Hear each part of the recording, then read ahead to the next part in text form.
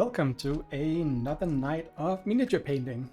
As you can see, I have a more messy table than usual, mostly because I haven't really painted a lot for the last couple of months, but also because I didn't feel like spending a lot of time messing around with cleaning stuff and moving it around, especially since we'll be testing out some new stuff today and having fun doing that.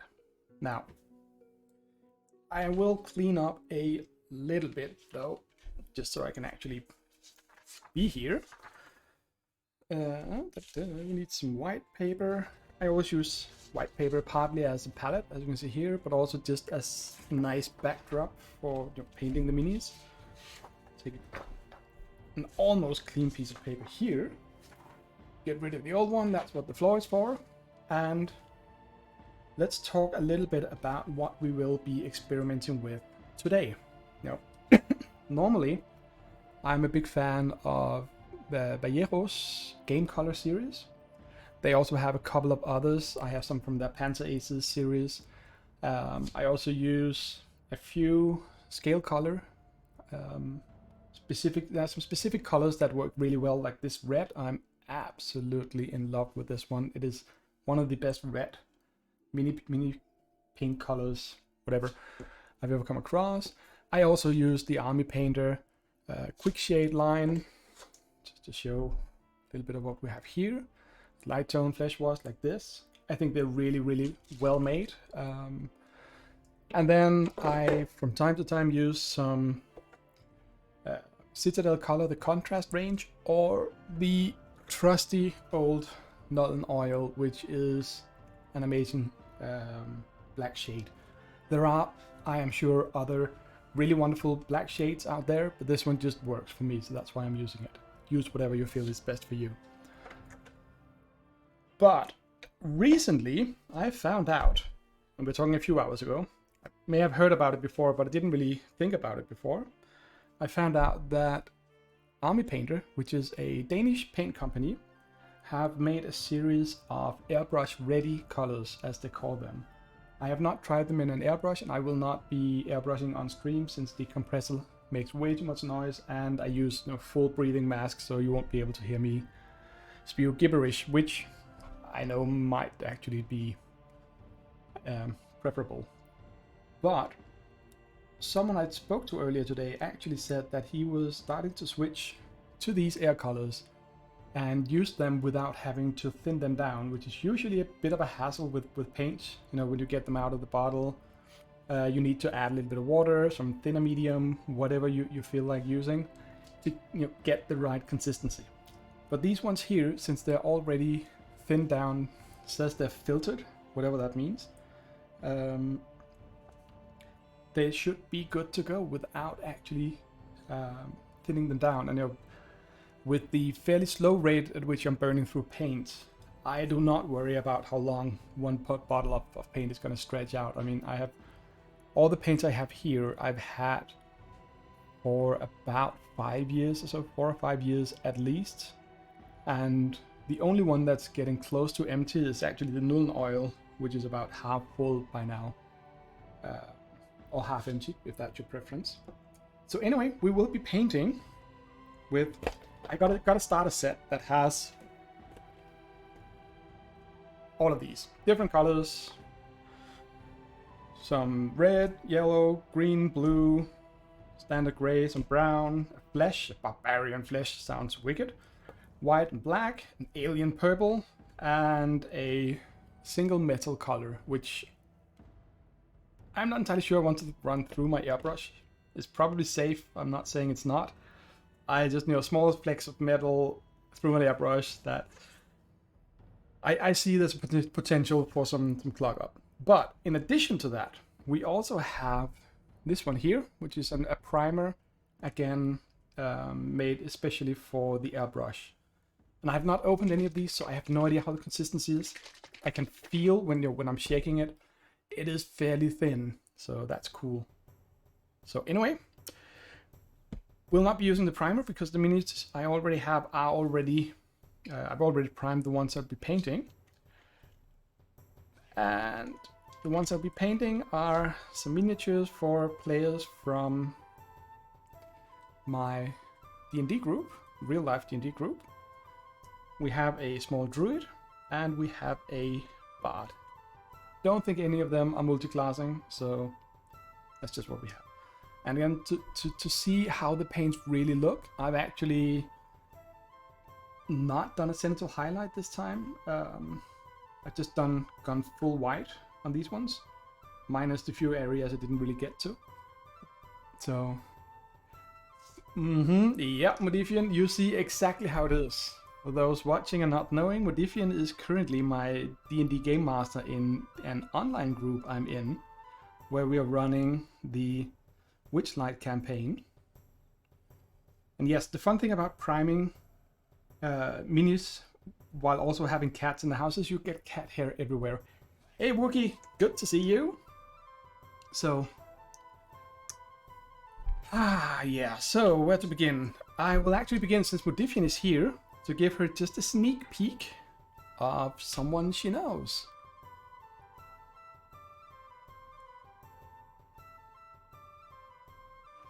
Yep, that is true. This little character I have here is my mini from my online group, where Modifian is a DM. And he is a creepy little fucker who claims to be a priest, but he's actually an assassin, and his ultimate goal, you know, being a priest of a trickster, he realized that the ultimate goal was to kill a god. So yeah. But anyway, probably can't see it well, not enough lighting, but there we go, there. He is a little purple. You also have to, will he have to go? No, he won't. Now, who should we paint first, the bard or the druid? Oh, how have I been? I have clearly not been practicing my English because I can't speak to save my own life. But I've been well. Okay, we're going for the druid.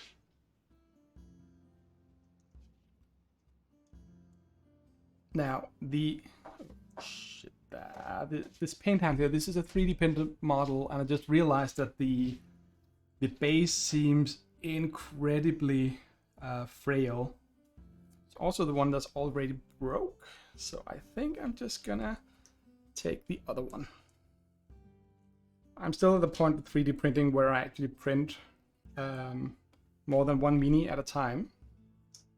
I mean, if I'm putting the print job over anyway, and it takes like 5, 6, 7 hours, I may as well make doubles of each one.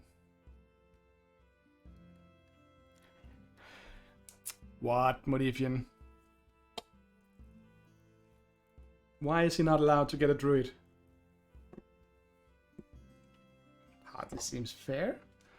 I actually have somewhere a picture of how my player, well, not my player, I'm not the DM, but how the player wants this to be. And it's basically dark green skirt, dark purplish, dark, very dark brown grayish tunica, and basically really interesting green hair. That's going to be fun to do. Anywho, yes, Modifian. My fucking backups? Yeah, well, of course I do backups.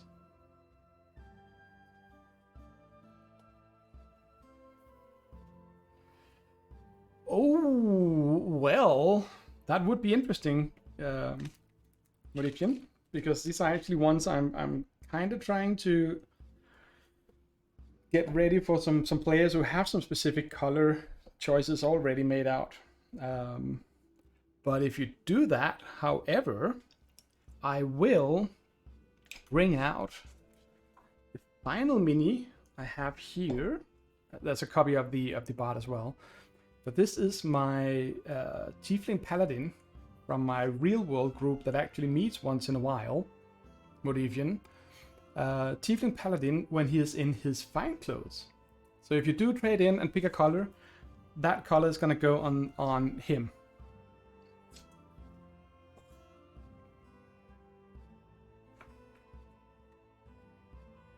Is that fair? So anywho, I am really curious to get going.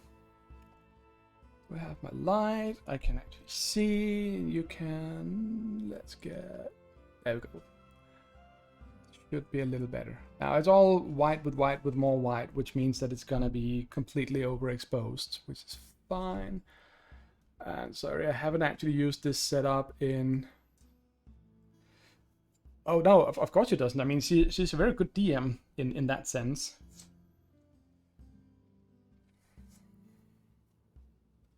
So anyway, we are gonna start off with green skin. Green skin green. And of course, while we get that ready on the wet palette, I'll mention that as always, the music we have running in the background is the very talented and wonderful Adrian von Ziegler, who graciously allowed people to use his music for, you know, stuff like this. If you do a full-blown commercial project, yes, you will need to pay him money, which is only fair. So yeah.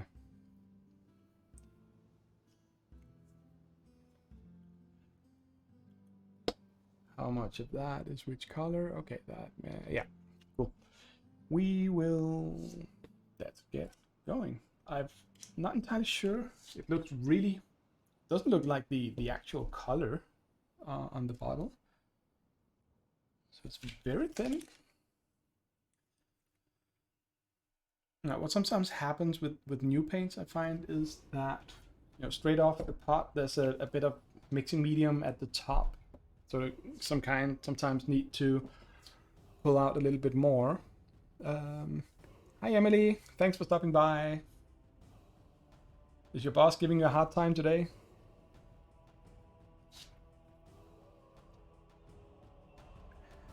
Okay, this is really thin paint.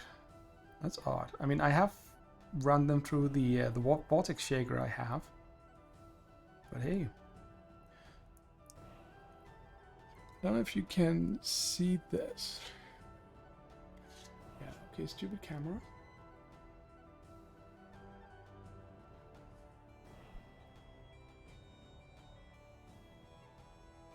Oh, you're taking Tommy to the doctor. Yeah, you're catching up. Cool. But maybe as you can see, it actually seeps into the recesses here, so it's kind of more working like a half-thick shade, which is interesting. I mean, I kind of like the way it applies to the Mini. It's really, really easy to just paint with. And again, absolutely no thinning down or anything. Straight out the pot.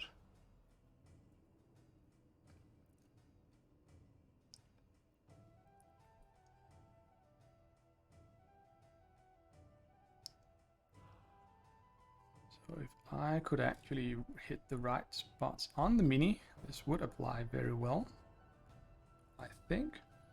And this is definitely calling for multiple layers, but hey, you should do that anyway when painting. Several thin layers is way better than one thick.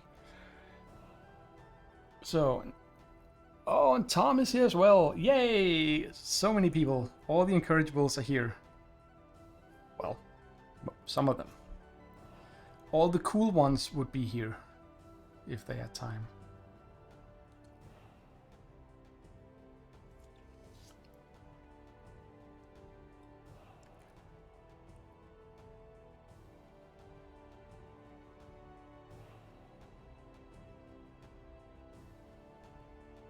Eek.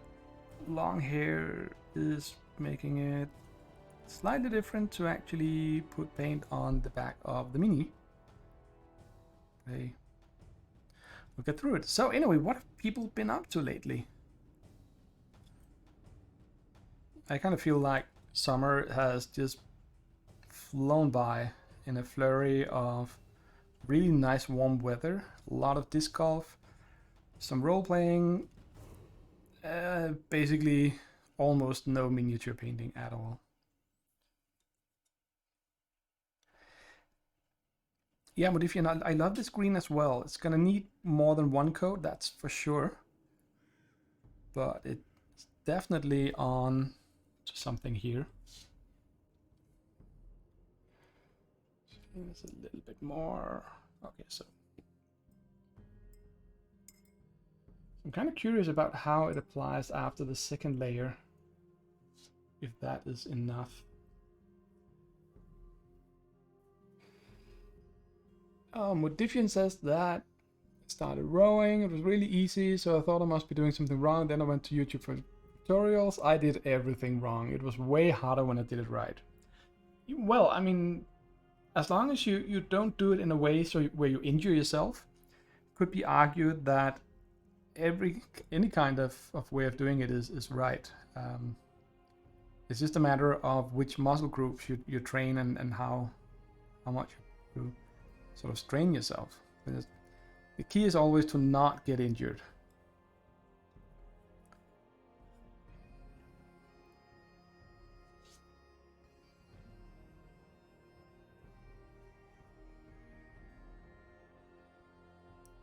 Thanks, Wookie. Yeah, the beard. I mean, the beard has kind of reached the point where it doesn't really get any longer. It's kind of a natural length, the maximum length, like there is with hair as well. But yeah.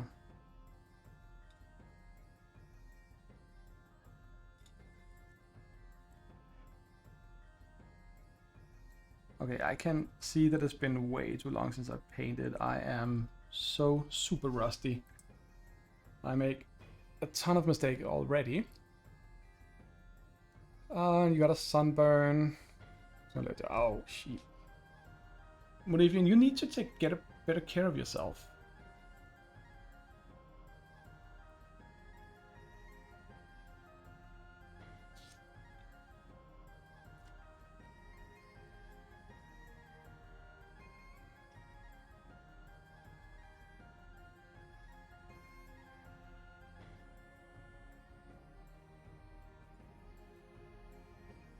Anyway.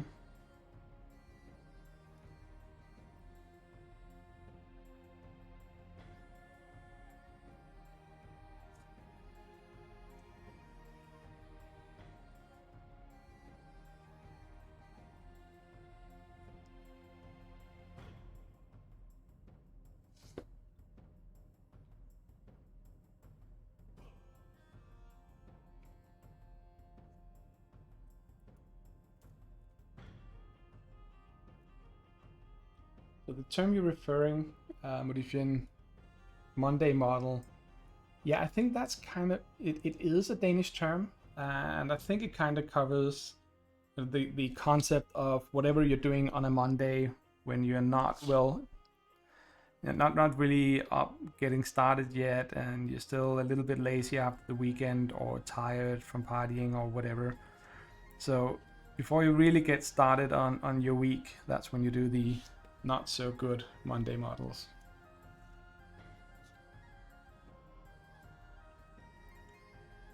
So you're saying this is a crappy mini, Modifian?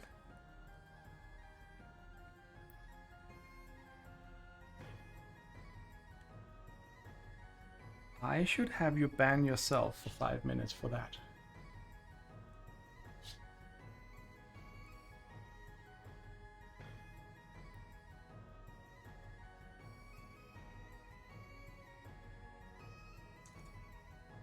So anyway, this particular druid will be replacing a cleric because the player decided they wanted to play something else for a while. So the cleric kind of got into a bit of a problem and got stuck halfway through a portal to somewhere. Don't really know where, but I mean, hey, at least we found her legs. The rest of her, gone. So she's not coming back. Well, I guess she could, but you know, someone would have to raise her, or well, more than just raise. There'd be, you know, whatever they're called, resurrection spells. I'm mostly a DM, so I don't have to worry about what everything's called. I'll leave that to the players.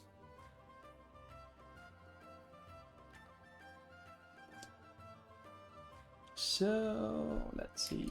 It looks like it is dry enough for a second coat, so why don't we just go ahead with that and see how it goes.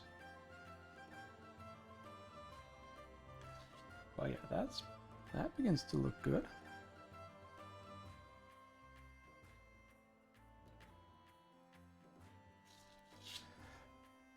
Now, I don't know if it's because it's the green one. I mean, I have not tried any of the other ones yet. This is the first time I'm using these paints, so it's a bit of an experiment. And it may just be because it's the green that it's very, very thin and light. I mean, green pigments are fairly light, in my experience at least. Not that I have a vast experience, but I have tried a lot of different brands of paint and models over the years. So it'll be fun to see.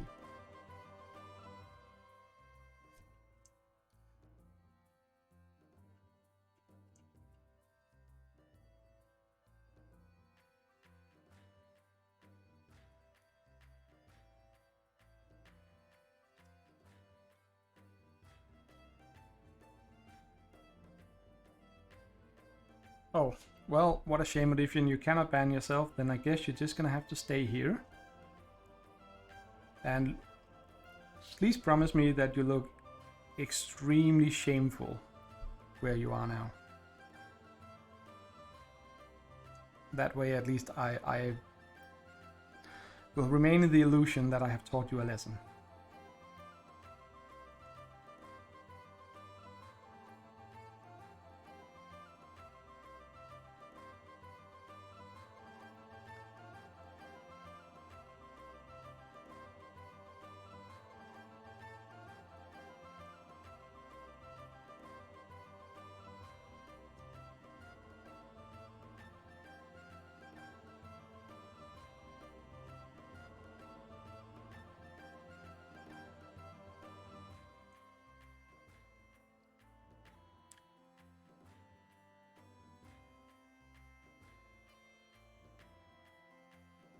Yeah, I don't really know exactly what I've been up to the last many months. Well, I do, but it's kind of both a lot of things and at the same time not that much really.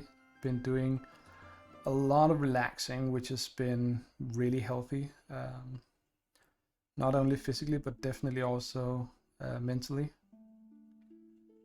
For those who know or remember, I quit my job where I was back in January. So from March until now, I've not had a job and just instead focused on just relaxing and getting some peace and quiet in my life. I've done a ton of different things, so it's not been entirely peaceful, but it's been relaxing. Okay, see you, Em. Oh, it sounds like Emily has a bit of a task ahead of her. Cleaning a lot of files. Sounds like something that will not be the most fun job ever, fun task. So anyway, I had a sailing trip to Greece.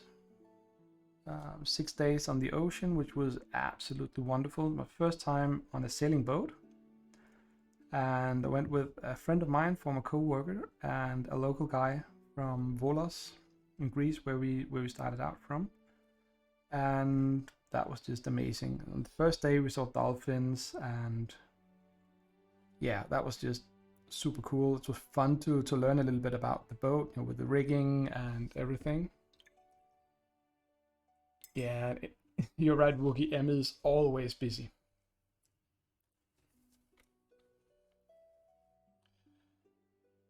And yeah, I got some amazing pictures.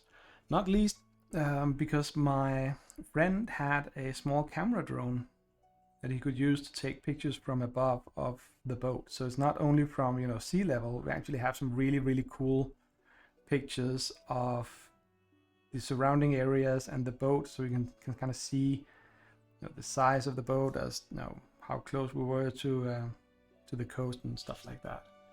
That was absolutely wonderful. And then I came home from that, went straight to Copenhagen, which was absolutely, again, awesome. So much fun to see the bands again and experience that whole atmosphere, seeing a lot of friends that I basically only see when we go to concerts together. And after that, not surprisingly, I finally got myself infected with corona. So I had about 10 days or so when I was down, which was, I mean, annoying, of course, but at the same time, it was just, after the first couple of days, it was mostly just relaxing, getting better. I had a little bit of a cough, but nothing that kept me up at night or anything like that. So I got off really, really easy on that one. So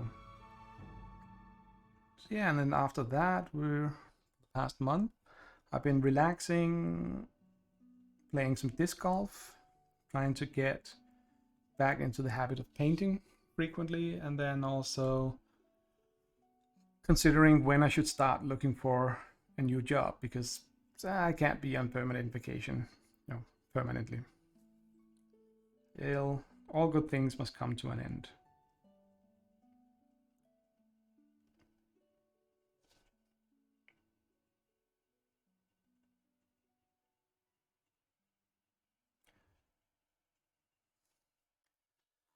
So yeah, that pretty much sums it up.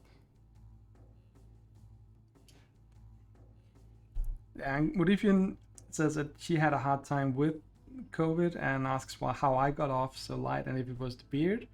I don't know if it was the beard. I think it actually, to be more realistic, it was probably the 3 vaccines I've had in total. So that, I'm pretty sure that was a large part of it. Plus the variant that was dominant at the time that I probably was the one I got. It's also said to be fairly lighter on the system. It's more contagious, but not as harsh for the body. So yeah. I mean, I have some of my friends who caught it early on, and they've been having a terrible time of it, with the whole respiratory problems. And one of them who's in pretty good shape and used to running frequently, it took him like 6 months until he was ready to run again. And even then, he had trouble breathing for a few months. So yes, Budifian, I had 3 shots.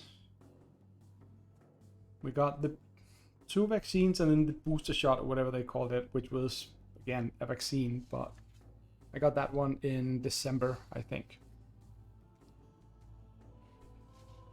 I don't know, if you didn't get 3, I don't know why.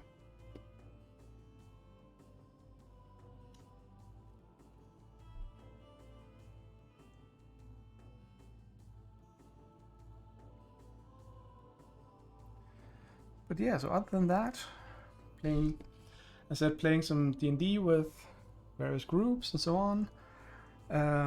Did a one-shot.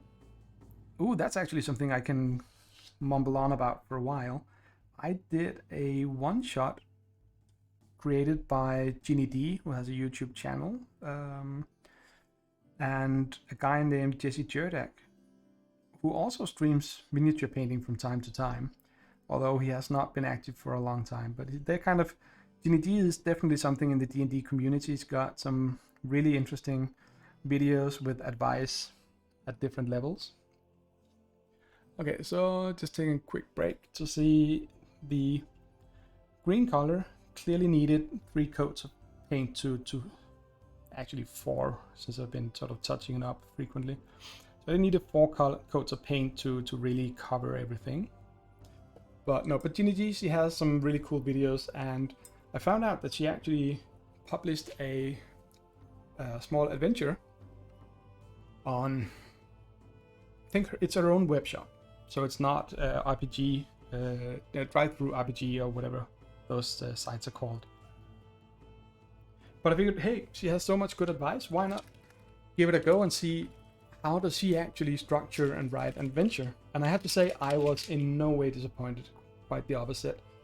I really enjoyed the fact that the puzzles and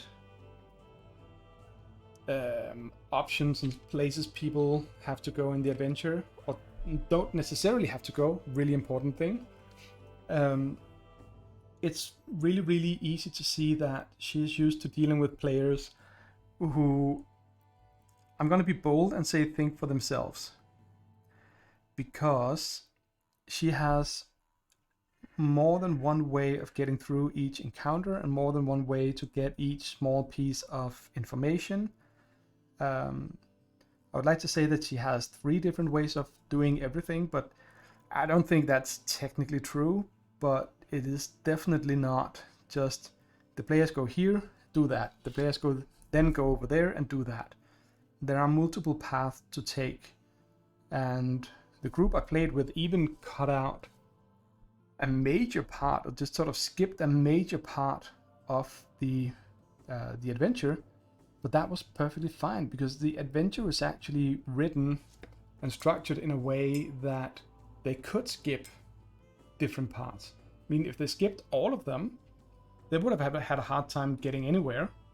But there was no dependency.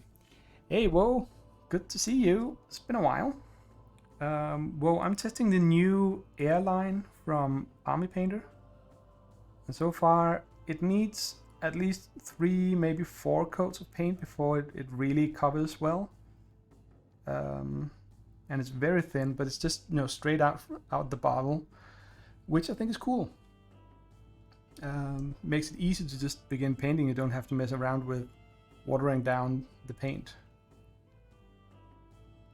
You know, fixing the right consistency. But again, this is only sort of the first color I'm on, so, well, second, since I'm now covering up a little bit with the white. So that covers pretty well. Ooh, an interesting question for Modifian. Do you stream?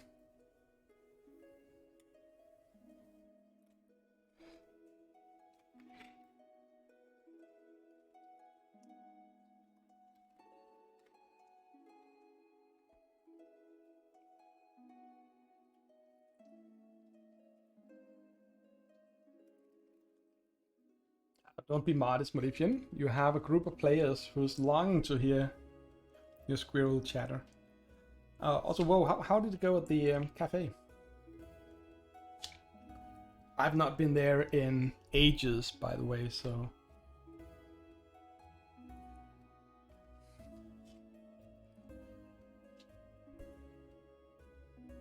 Well, speaking of squirrels, we actually have a squirrel in the druid's left hand here.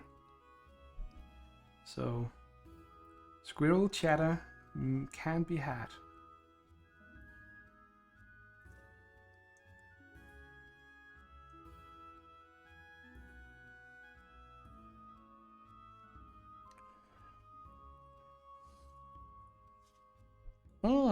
So you had an easy time of it, Woven Plate. I'm guessing that's Santorini, which, by the way, is a really, really good game. I like the gameplay of it, and I like that it mixes it up a little bit with the, you know, the heroes and gods, and the expansions for that.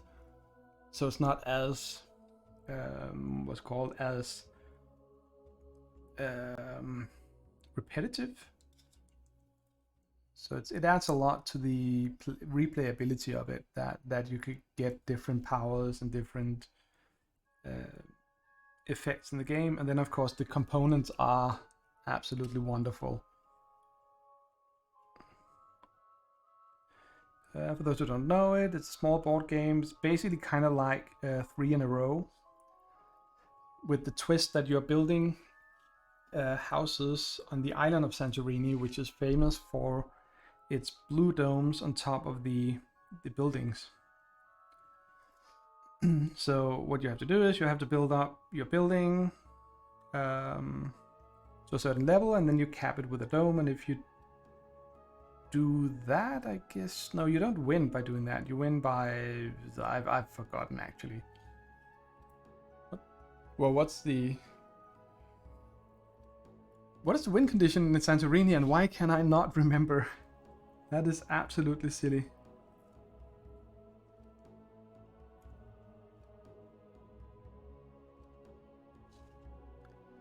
Is it to actually... Oh, it's probably to move one of your small builders on top of a non-dome building, sort of as high as the building go, but before you cap it with the dome. That's probably the one. Yeah, and the way you build the buildings is you position, you have some small builders that walk around on a grid, and then after you've moved it, the builder can build another level or layer, if you will, or story on one of the adjacent buildings, I think. And it means that you cannot sort of win. Well, you can't build the building that makes you win in the same turn as you. You can't win in the same turn as you build that building, because you move first and then you build. Which is kind of cool, because that always gives the opponent a chance to block you if they think a little bit ahead. So yeah. So that was a really, really bad way of explaining Santorini, but it is a fun game. Trust me, don't listen to my ramblings. Just find it and play it if you're into board games.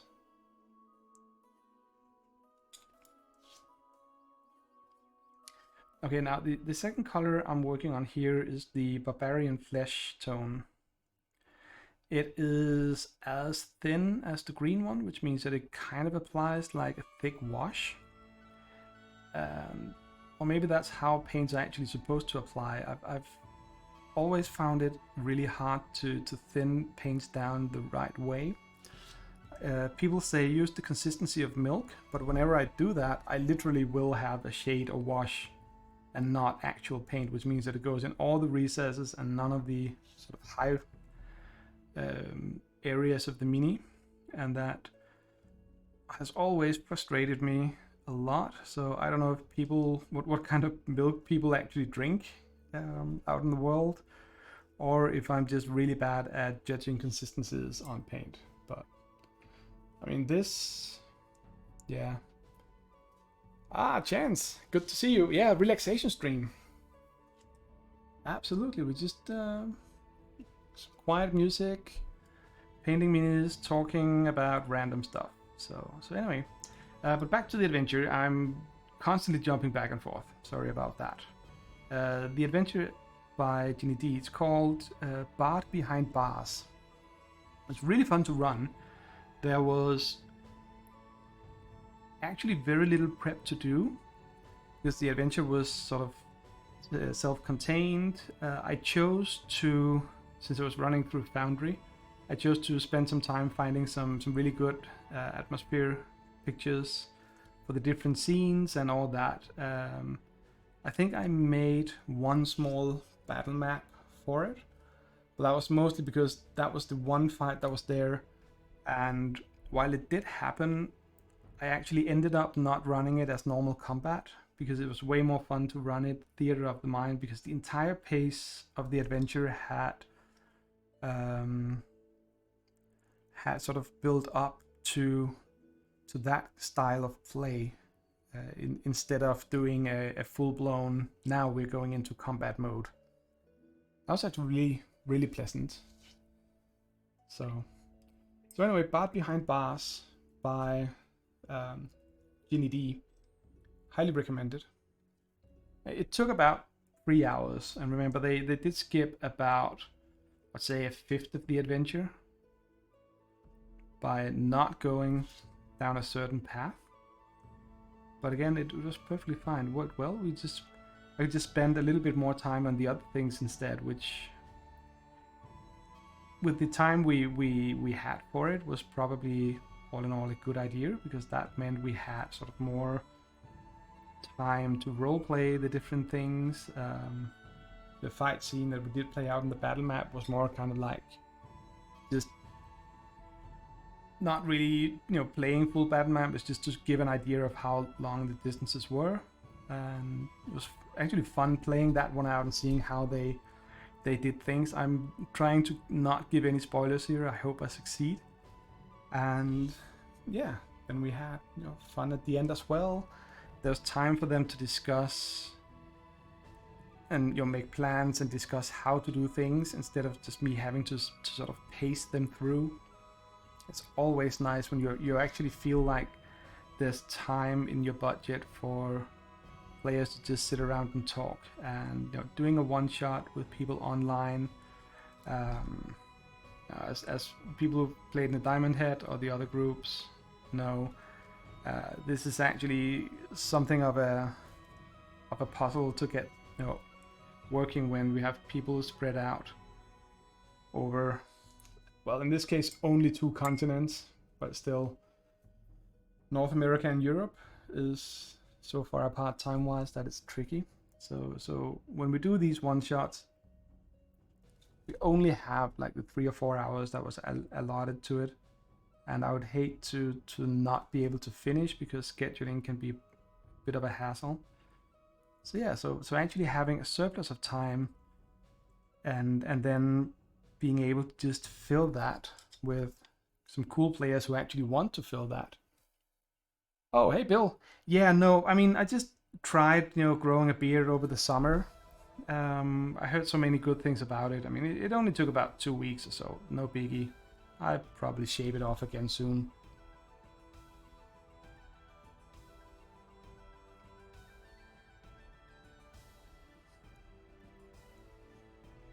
So, Bill, how have you been?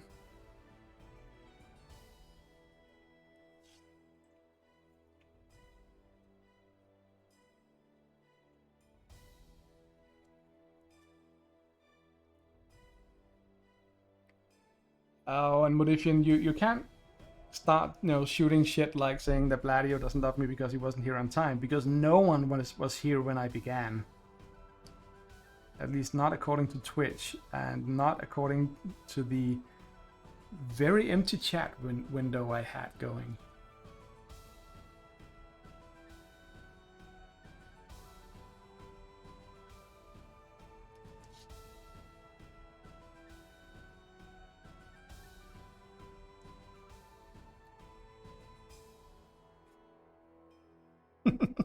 Yeah, Modifian, you're totally busted.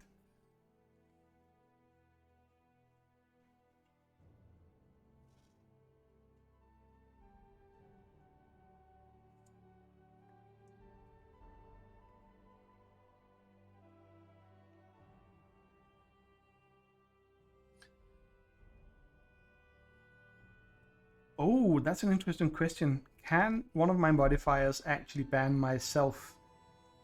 Now, would that be just banning me from the chat channel, or would it be banning the entire stream? This is kind of interesting. I mean, you can always report me to Twitch. That's probably just going to give more problems for both of us than any of us want to mess around with. But yeah. Oh, can't ban yourself. Yeah, you can't ban yourself, you can't ban me. It's really is a harsh world we're living in, Modifian. Just no fun for anyone. So, is there anything else? Oh yeah, on the topic of adventures, modules, and all that. I've spent a lot of time over the last couple of weeks re-listening to Matt Colville's Running the Game series on YouTube, and even if you've been a DM for many years, there's a lot of inspiration to be found in that series. There are things I agree with, there are things I don't agree with, there are things I agree with when it comes to different groups, but he's basically got like a ton of good advice, and I highly recommend people looking at it.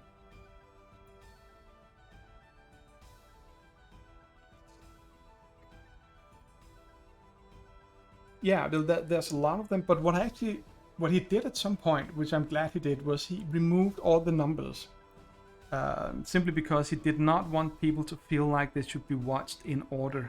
Then a few of them build upon each other. I mean, he has, I think, 2 episodes about undead, where he talks about shadows and whites and raids and the differences between them, and zombies and skeletons and blah blah blah. And that is, I don't know if they're labeled part 1 or part 2, if it's just undead and undead again. But even those 2, you don't really need to hear the first one, because it's still, number 2 is just talking about different undead, types of undead, and how you can use them in your campaigns. So basically just go in and listen to the episodes that catches your attention based on the title. It's usually spot on with titles. So it's not clickbaity. It's not sort of doing anything like that. And sure, we don't agree with everything he says, Gladio. It's stimulating, and they're good discussions to have. And even if he does things differently than what we do as DMs, I mean, it's still good to hear the arguments for it. And then actually sometimes based on what he talks about, you may even conclude that a thing you've thought about doing is never going to work because he explains how it works. So that on that level is also a help. Anyway, I was watching, it's on YouTube, so technically, yeah, I was probably watching some of it.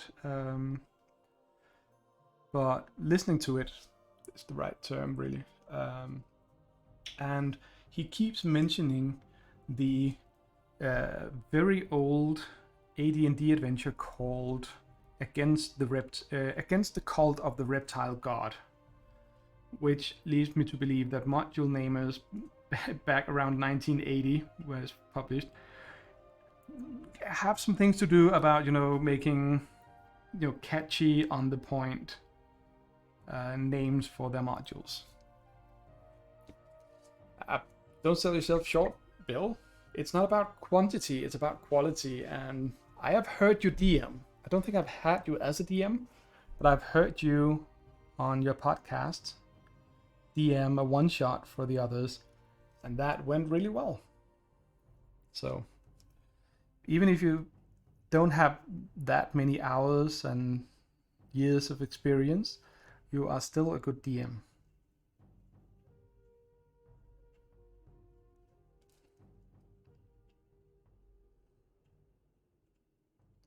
And don't you dare argue, or I will have Modifian ban you.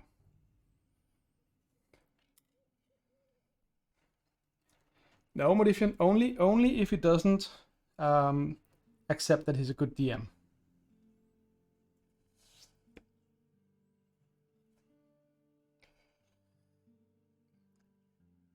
Yeah, that's a good point actually. DMs and players is also about finding a group that has a good energy together and work well together. It can be really tricky if you don't. In my live group, our DM actually had to retcon about half of what happened last time, because some weird things happened and things were set into motion that made some of the characters, including mine, react in what the players felt was very predictable ways, but which completely surprised the DM, leaving the party to essentially split 3 ways.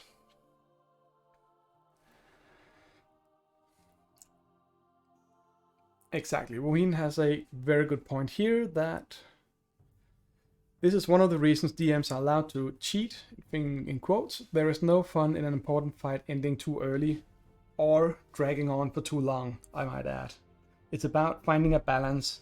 At least the way I like to play, it's all about the collaborative storytelling, where everyone agrees that, hey, we may do things that probably doesn't make sense, and yes, there is a risk of characters dying left and right, but generally speaking, it's about working together to tell a good story. And in my experience and my preference, a good story is not when you have this good stories doesn't show up when you have the players against DM kind of thinking, or DM against players, where you kind of compete. And I mean, it's fine to super optimize your character if you like doing that, go right ahead. It's just that when you have to do that to have even the slightest chance of surviving, then there's a bit of an imbalance for me. Again, some people like that, and they're more than welcome to do that. I just probably will not be a player for long in those kind of groups, and that's fine. And Modifian says that it just feels like everything is pushing me to not even bother with HP and shit and just play until it feels right to let the bad thing die, and that just feels cheap. I like letting the dice have their say in the story, but I'm just really not balancing things well. Well, you're doing well so far. As for using hit points, I mean the thing about all this stuff in the monster manual and all of that is that while it can never be 100% balanced and fully fledged out and all those things, because what is the group build, what characters do they have and all that, but as you gain some experience with DMing, you get a far better feel for how these things play out. And at least in my experience, then you find out that if no matter if you use the CR challenge rating system on the monsters, or if you use the XP reward to come up with appropriate encounters for your group, I've actually found that it works pretty well as a good starting point.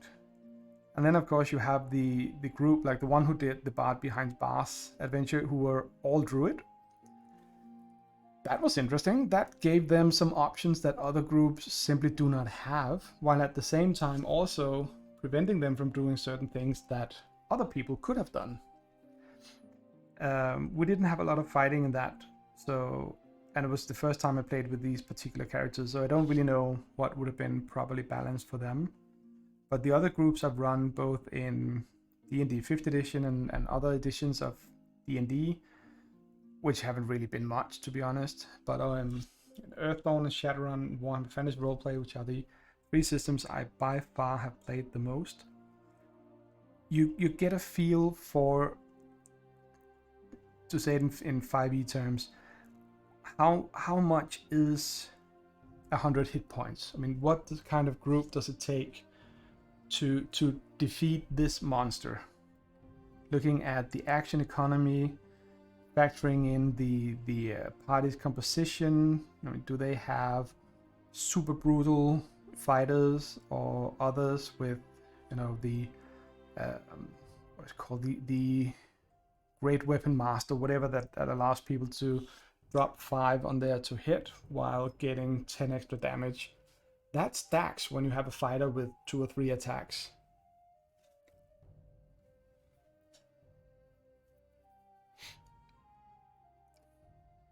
Hey, Ori! Ori! Good to see you! I'm glad you could make it. I hope things are well. I hope you have a lot of fun streaming. You're always very entertaining to watch. You play some fun games and you really, really make it fun to watch. So yeah, so everyone go watch Ori at some point. Give yourself a shout out, or Modifian, give her a shout out if you can. Still think I have the commands like SO for shout out, and yeah.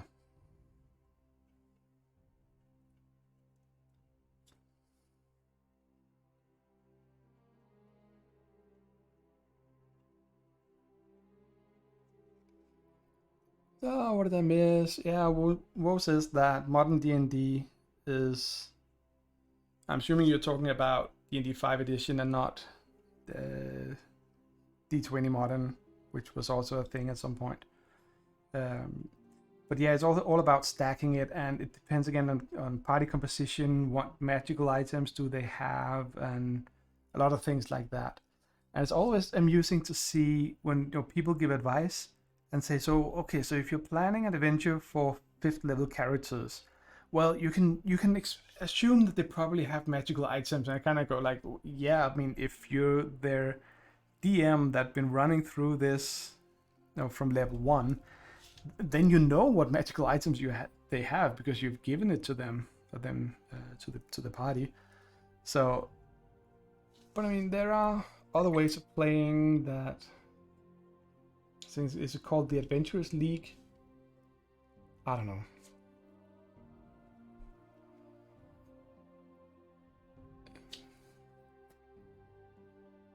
Yeah, and Origami Girls streaming is going well. That's awesome. You got affiliate needs. Yeah, I saw that you had affiliate status now. That's great. Congratulations.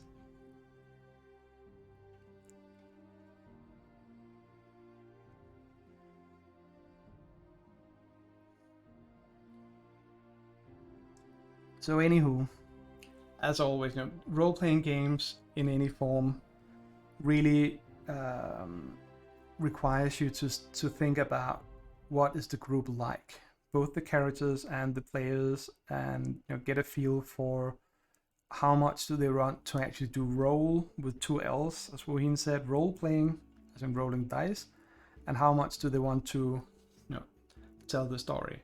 And I think D&D, the rules of D&D 5th edition is basically a battle simulation, small unit battle simulation. So there are not that many social skills, there are not that many social things. I mean, I know there's deception and stuff like that, but it's really, really simple, and it takes up a lot less than the combat-oriented part of it does. That being said, though, there's absolutely nothing preventing you from doing all the other role-playing and actually role-playing it as in acting it out and improving everything, and then just using all the numbers and dice for the battles.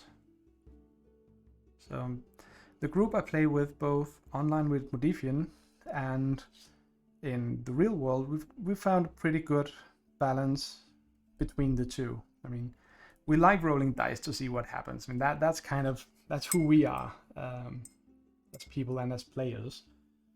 But we also like to sometimes just talk our way through things. So yeah.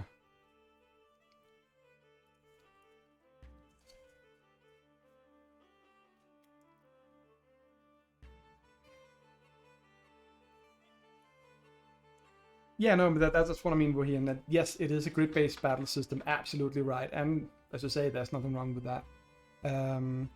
But you can choose as a DM and as a group of players, you can choose to roleplay whatever you want to roleplay and then not use the numbers for that. And I think that works, in my experience, with the people I've played with for 20, 25 years, that works so much better than trying to have rules for how to roleplay. Because I think it was in 3.5, D&D 3.5, there were so many different skills to factor in, and then people would all of a sudden have bonuses on whatever social interaction roll and blah blah blah, and that was really difficult to factor in. And then they would roll high enough to always succeed against any reasonable target number, and that kind of led to the whole, if I just roll high enough, I can convince this person to do whatever. Which meant that as a DM, I would have to anyway go in and say, that's just not possible. So I think any game with dice and rules like that is essentially a simulation of something. And if you want role-playing and want to have fun and explore the story, I just like to do that a little bit more outside of the sort of core rules. So I may throw in the occasional roll just to get a hint of what the player is, but I find it so much, of the character, how well they succeed or not. But I find it so much more fun to roleplay those situations with the players. And also remember to drink. It is warm these days, at least where I am.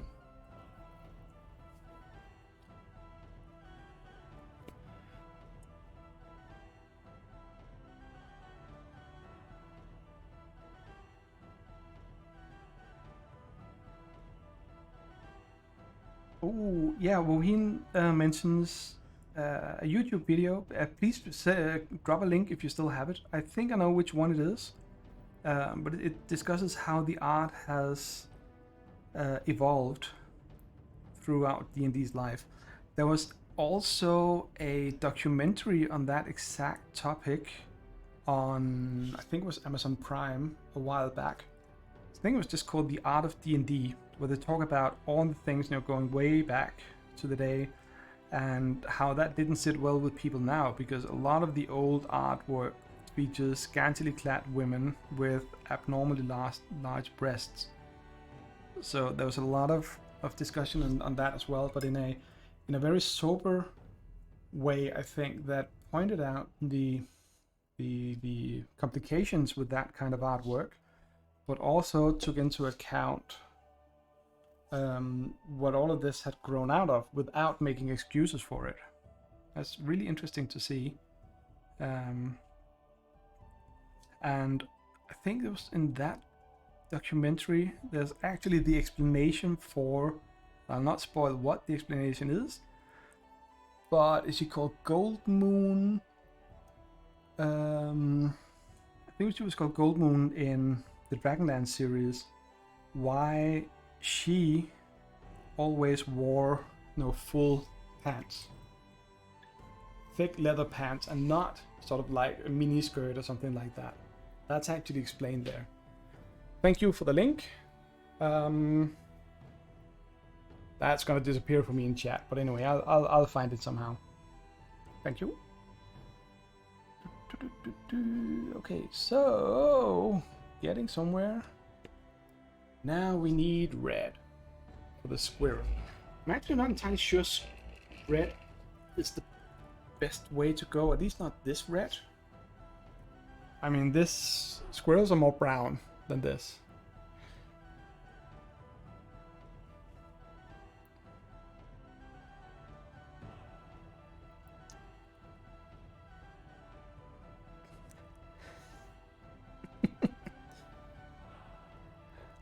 Yeah, well, I think basically most of my audience right now likes boobs, so what can we do?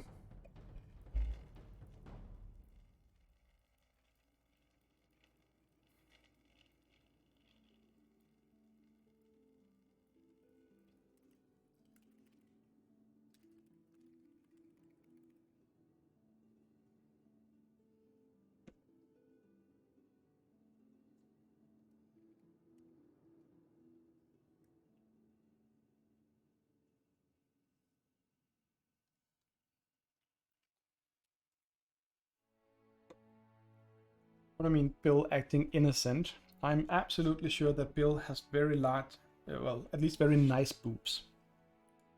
Size is not, the only quality.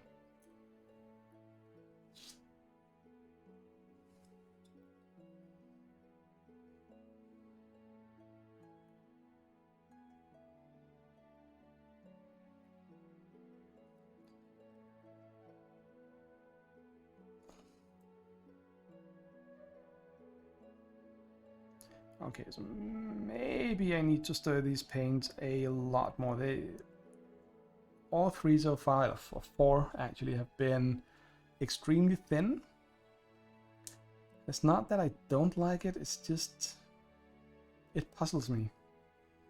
That's the one thing I've never been good at, as I said earlier, mixing the paint down to the right thickness. And no matter what I do, within the more or less or whatever, I can never get them to apply in the way you see in the YouTube videos where good painters paint their minis. They just go, oh, just what's it called? Just thin it down to the consistency of milk and blah blah blah, and then they show how it goes on a model. And I try to do the same, and it never goes on the same way. It either is so thick that you can feel or see the brush strokes, or it's so thin that it effectively turns into a wash. That confuses me. It's also why I spend a lot of time painting painting minis, models. Models and minis in combination clearly becomes monies.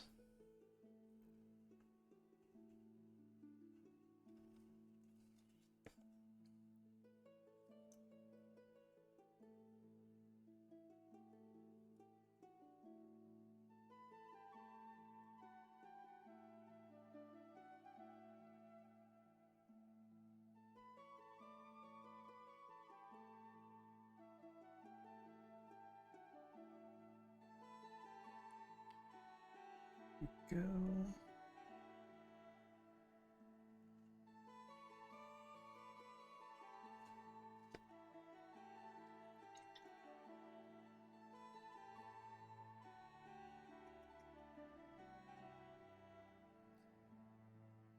So, well, if you're talking quantity, I mean, are we talking about the number here? Because there is that scene from Total Recall.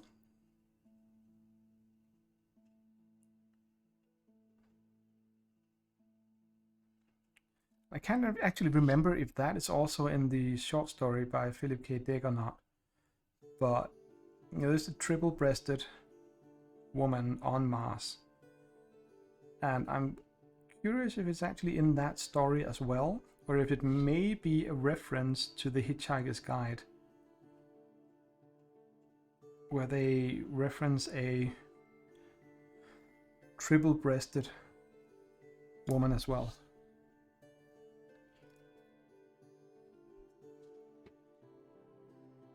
Yeah, Total Recall. Ha! And we're not talking about the new one. We're talking about the old one with Schwarzenegger in it.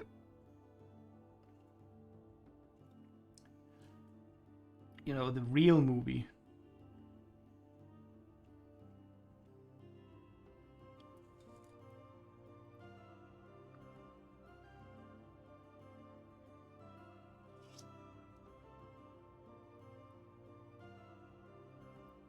Okay.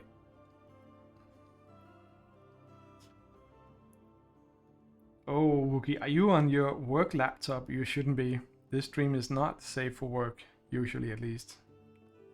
Not because of what I say or do, but because of the audience.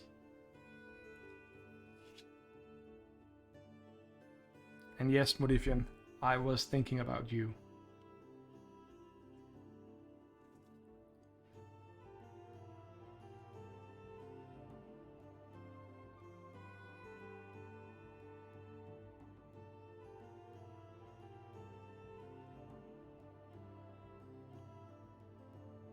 Yeah, Paul Verhoeven.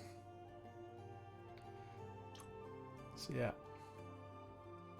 Okay, Ori, thank you for stopping by, and have fun with the fishing game.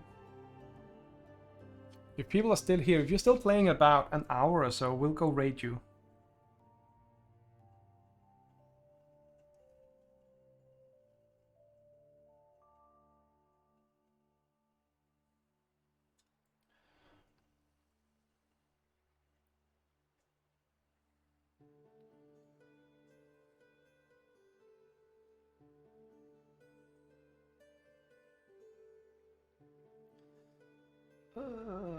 Okay, so I'm getting to some of the finer details on this model, and I can clearly see that I have not been keeping myself, you know, in practice with painting. This goes all over the place.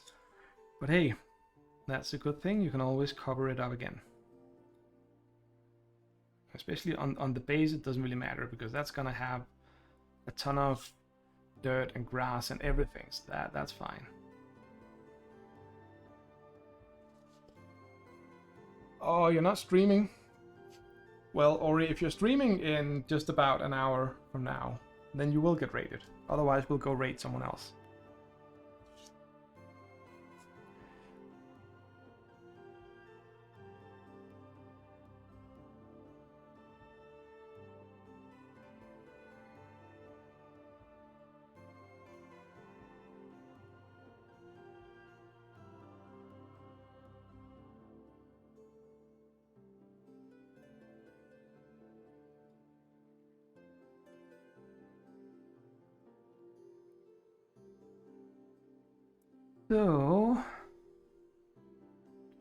So, what else have you guys been up to over the summer? Anything fun? Anything cool? Traveling to distant places? Other solar systems? Discovering new planets or whatever? Okay, well, thank you for the lurk. I appreciate it.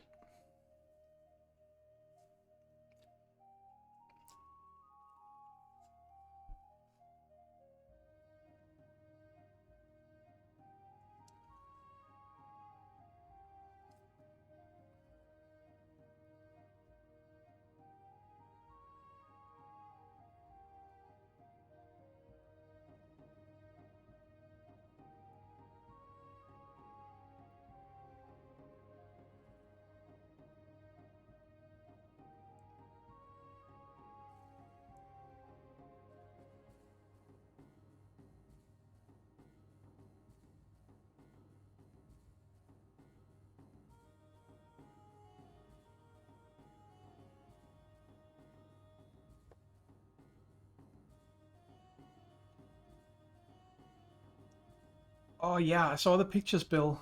It seemed like you had so much fun.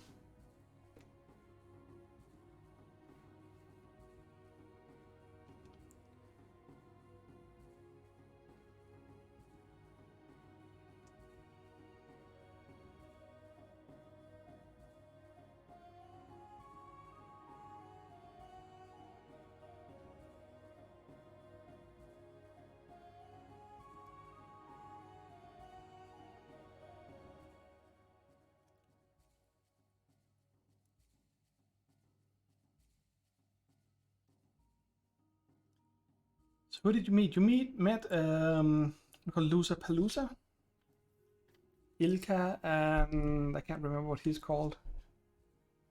They seem like such wonderful people.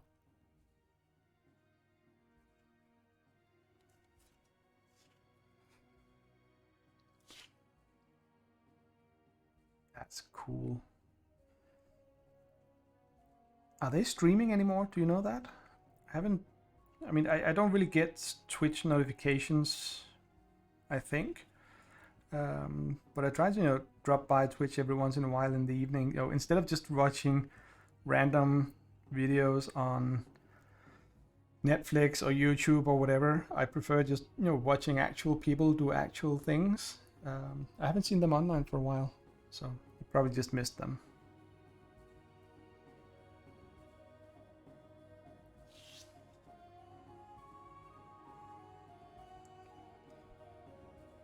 And yeah, you say they're lovely. I absolutely believe that. They always seem so positive and fun. I mean, I'm sure they have their ups and downs. I mean, everyone does. But still, it's just nice to see them.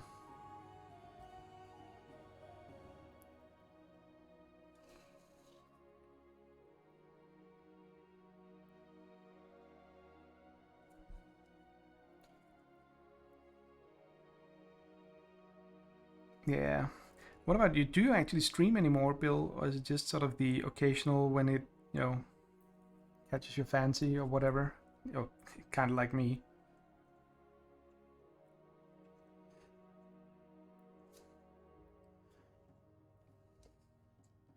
I think the whole Twitch thing, for me, I only really started looking on Twitch during the lockdown. Before that, I never looked at Twitch or watched people play anything or do anything.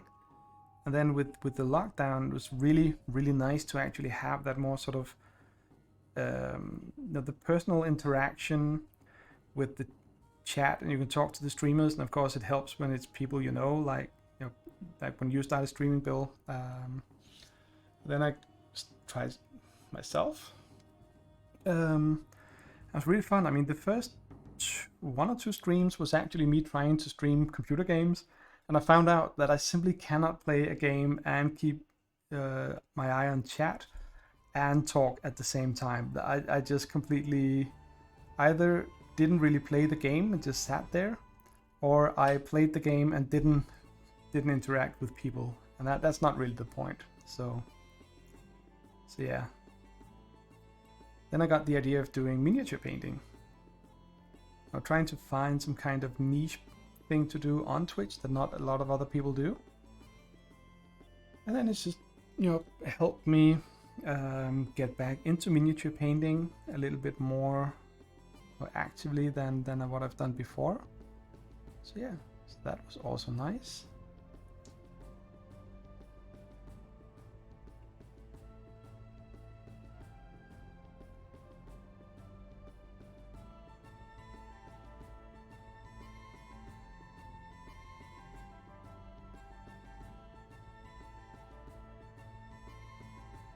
Yeah, and Bill also likes that chatting with people. That makes sense. You're also a very chatty cat. And Mauritian says, yeah, YouTubers mentioned that they miss things in chat. And I mean, with a few people like you, it's not a big deal because I can, look at a mini for a while and then look up at chat and not much happens, which is, you should be more active in chat, but still, it's fine. I mean, it's only a couple of you chatting.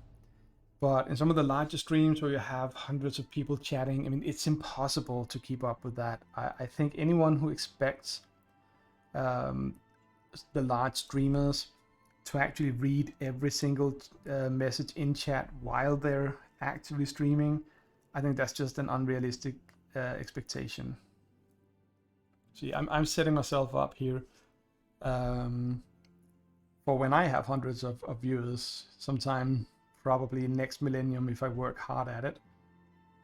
But I mean, the concept of streaming for me was mostly about getting, staying in contact with people during lockdown, but also to have a fixed schedule where I had sort of made a deal with someone about painting miniatures. And I needed that to sort of get kickstarted into this this hobby again. And that has been so rewarding.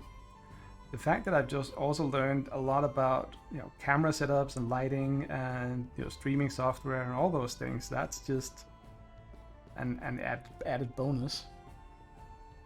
Because I like to geek out with those things anyway, so that's been an experience as well.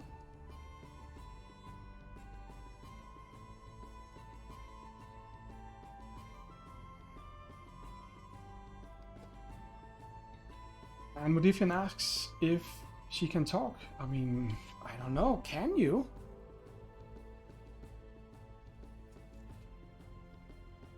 I should get you on voice chat for a stream at some point, Modifian.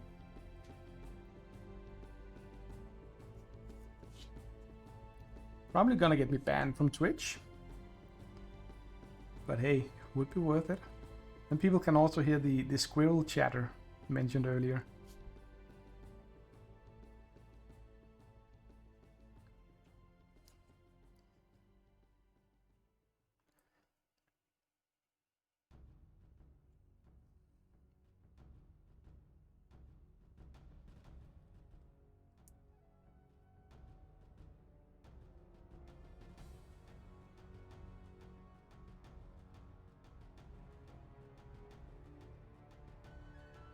Yes, Modifian, we are back to the squirrel chatter.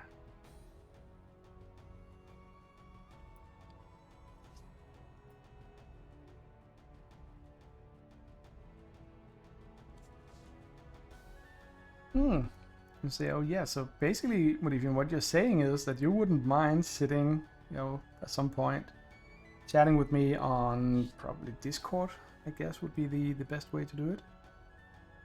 With the entire world being able to hear your voice.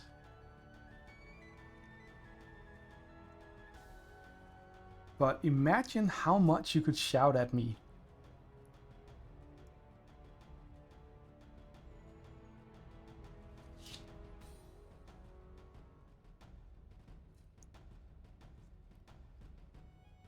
Okay, thanks for the alert, Bill. Good luck doing, housework.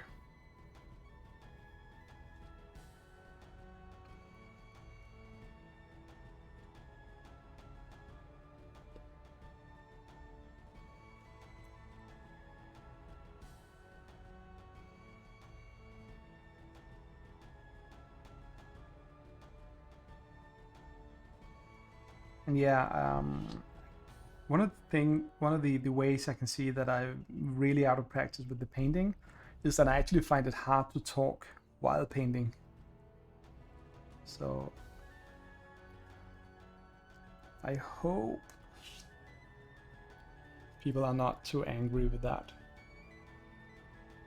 Yeah, I know you curse too much for polite society, Modifian, but this isn't really polite society, is it? This is just people. And besides, most of the others come from the Incorrigible Party podcast. So, not really, expecting anyone to be super polite and well behaved in any way. I mean, they are incorrigible, so what would you expect?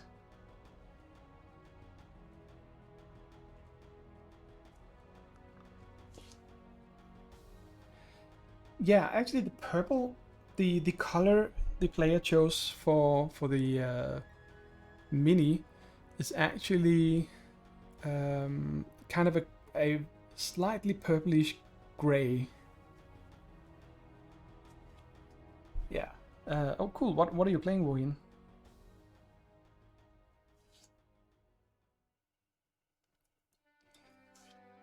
So now, Ori, the purple, I'm just giving it a single coat here, and then I'm gonna do gray on top of it, hoping the purple shines through just a little bit. So we'll see how that goes. And then the green, and basically all of it needs to be toned down a little bit. So it's gonna be a little bit darker because this is a druid living out in the forest, and I think being foresty, also kind of, you know, dressing in slightly darker colors to blend in with nature.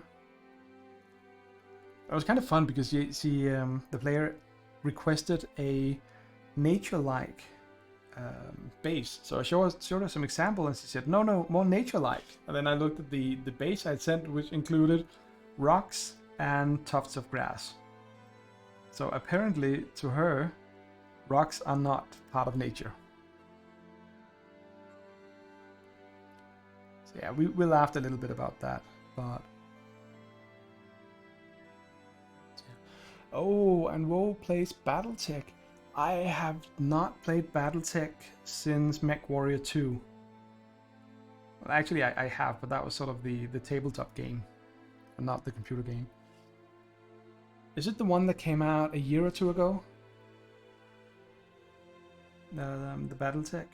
I remember looking at it, but thinking that I think it cost 60 euro at the time. I felt that was a little bit too much for how little I probably played.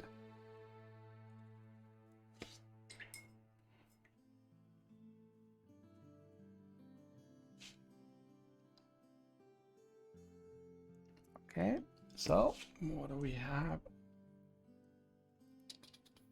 I'm just switching back and forth to the picture I have of the model.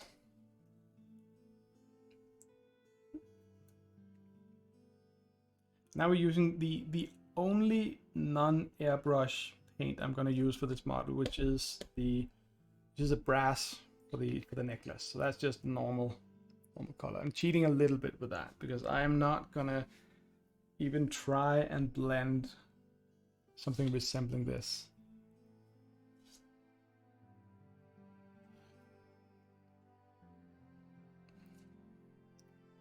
Turn-based. Yeah, I really like, you know, the turn-based style of game.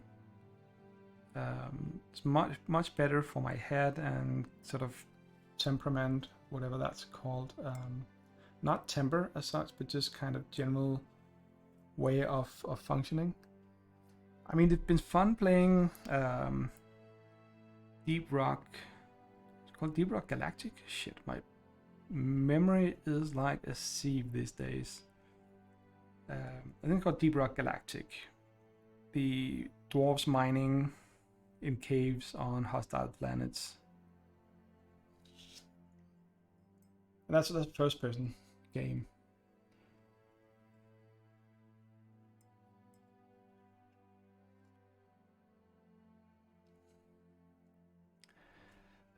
But no, good turn-based. I mean, I really enjoyed all the old UFO games and then the XCOM series, except that XCOM 2, I found that I spent way too much time clicking next or similar buttons whenever there was a distraction. I mean, some kind of research is done, fine, it's nice to know, blah blah blah, but then getting back to the overview map and being able to fast forward to the next mission or whatever, that just really annoyed me, the way the UI was made for that. I tried looking into if there were some mods that cut out those parts, and found some that worked a little bit, but I still had to click like 4 or 5 times after reading about the new research, you know, to get away from the lab, to get over to the main base view, to go into the control center or whatever. So yeah, that just kind of killed it for me. But the missions, the normal standard missions in XCOM and XCOM 2, absolutely love that kind of turn-based. So wonderful.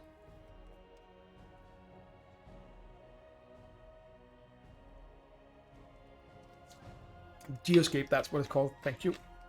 Yeah, that kind of, let's just return to wherever you were when you were interrupted, would really have been nice.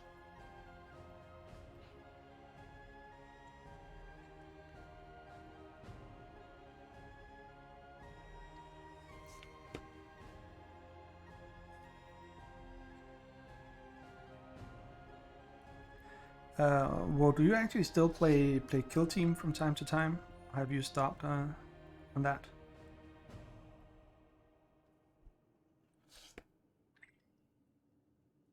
Speaking of turn-based strategy.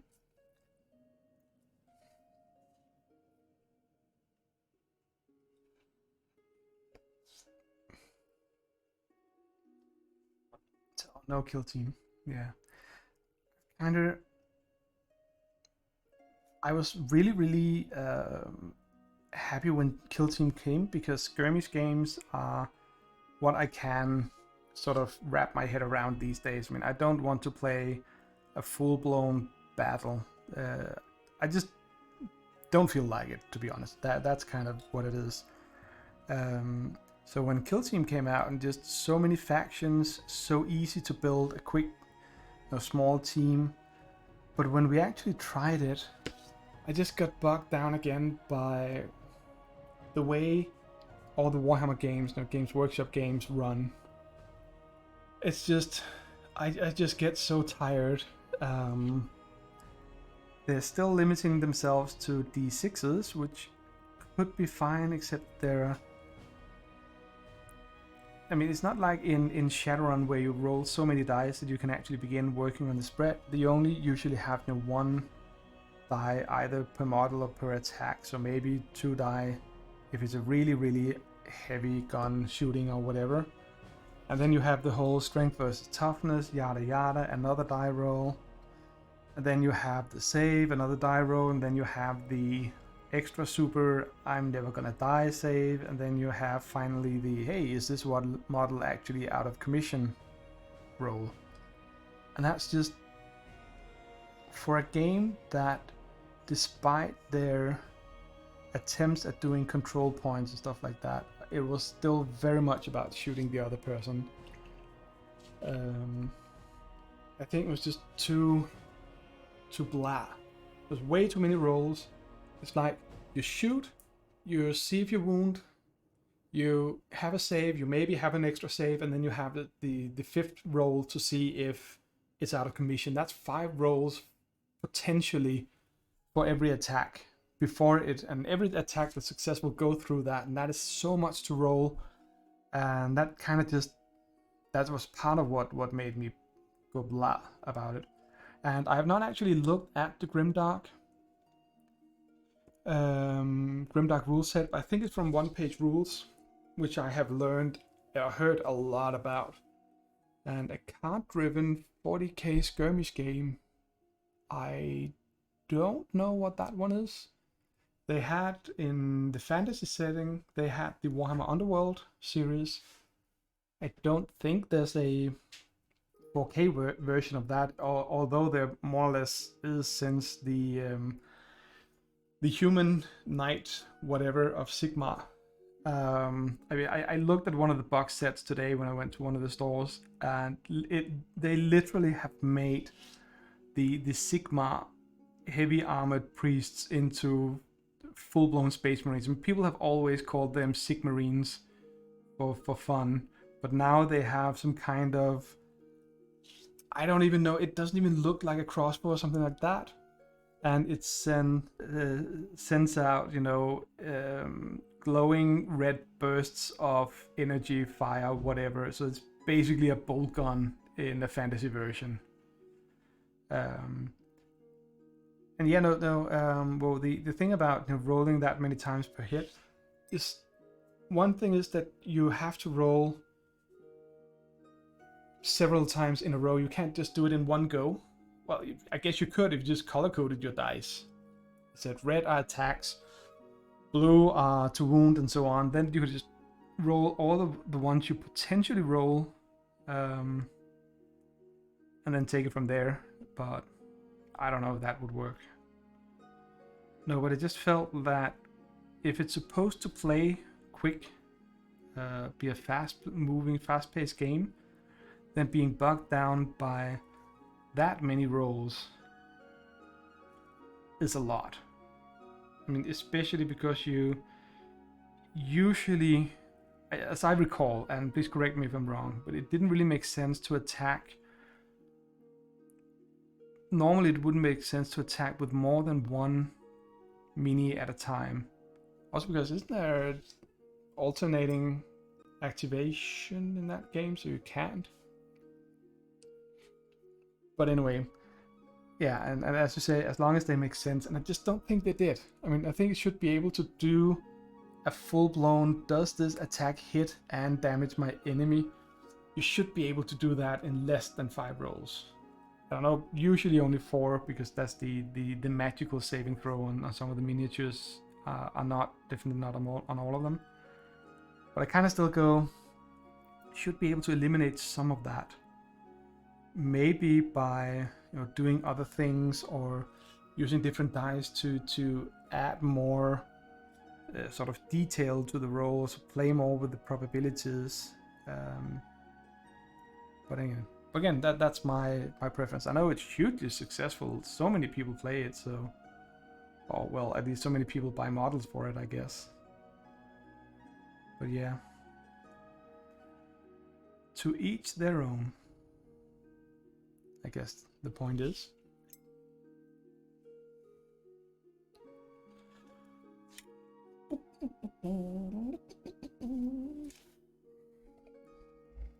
So...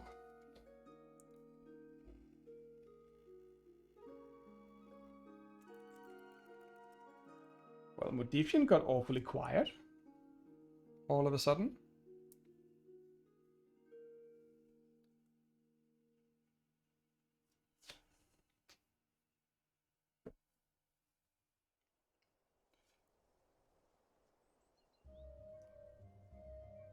You are making me in The Sims. I don't know what I should feel about that. Okay, so this is interesting. I just tried the gray paint here, and that actually comes on way thicker than the other ones. But what I did with that one though, which kind of supports my theory from earlier, is that when shaking up the bottle, I have one of the vortex shakers, which I highly recommend if you don't want to destroy your wrist, painting or shaking paint bottles. So what I did was I actually just flipped it upside down, which I try not to do because it usually makes the paint sort of bubble out of the bottle once you open it. But I figured, hey, what the hell, let's try and see what goes on. And that may actually have stirred up some of the thinner medium from the paint bottle. Usually, as I said earlier, a lot of it, the thinning medium, can actually sort of settle in the top of the bottle. So with the first couple of drops you get out are mostly medium and not so much pigments. So I actually think that might have been what happened with the other ones. I should try that with some of the paints I've already used, just to see what difference it makes. Because this consistency here on the gray one, I would actually say that is perfect. I mean, this is one layer of gray covering up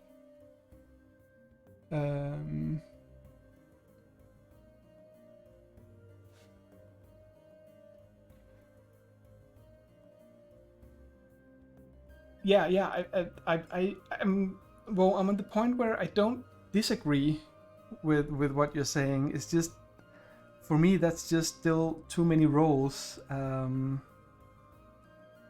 Because they say you have the hit, dodge, penetrate,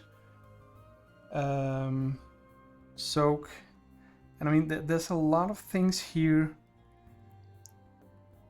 where I feel like they're playing, with the odds by adding extra rolls instead of modifying the rolls that are there. If that makes sense.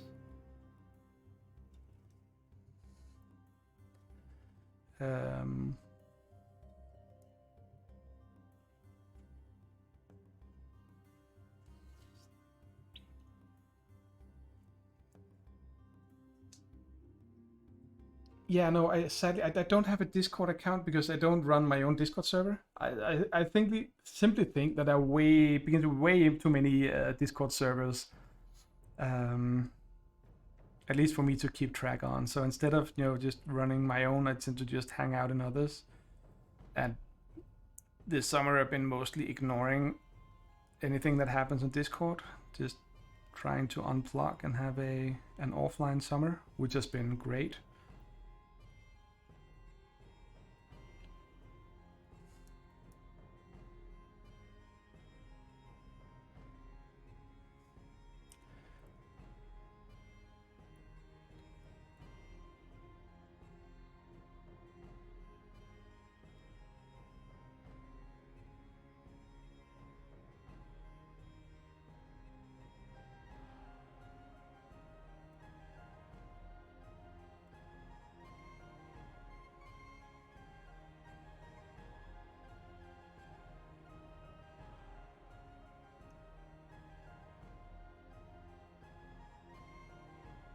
Oh, and yeah, Modifian, send me screenshots, please, of me in The Sims.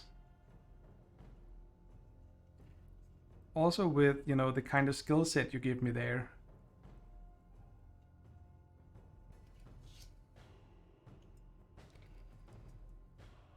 Yeah.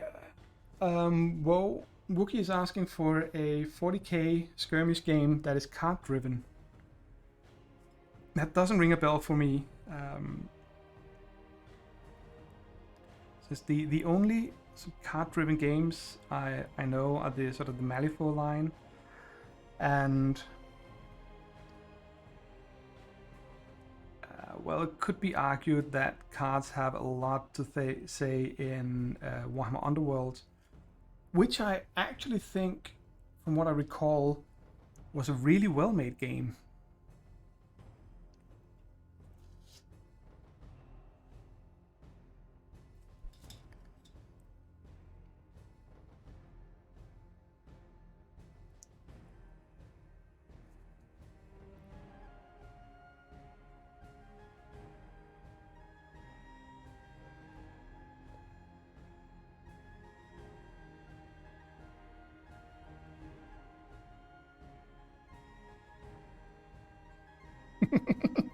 Yeah, well, that would be an awesome thing, but it kind of sort of goes away from everything Warhammer has been for.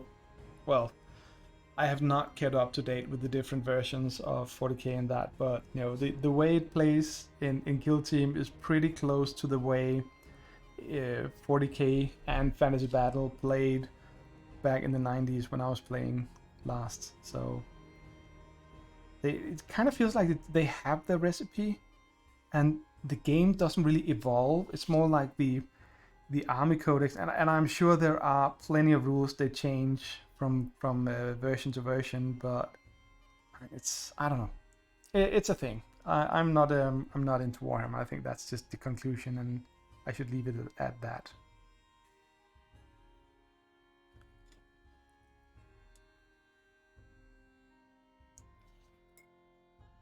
Okay, I'm gonna do a quick test because this gray one worked really well. So let's do the green one. Fire team. I have not heard of fire team, but that would be something I would, like to check out.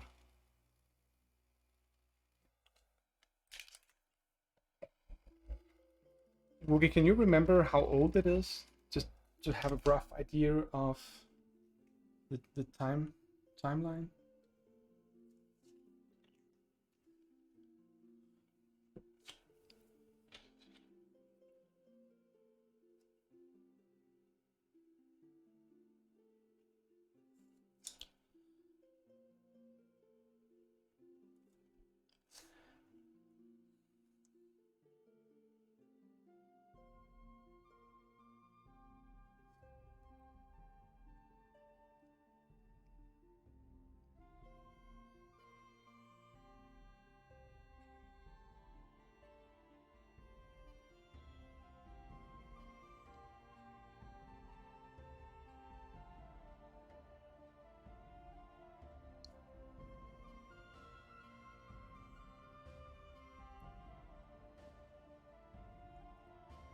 And I got sidetracked again by looking at paint.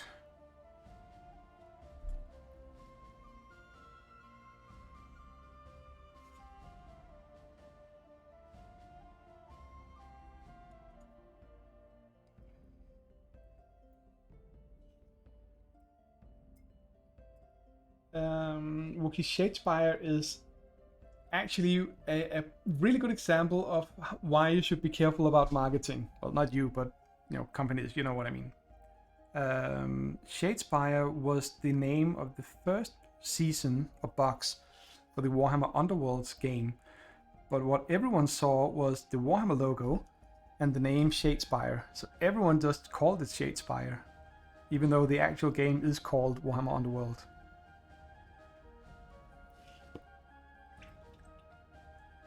And yeah, there are still dice to see if you hit.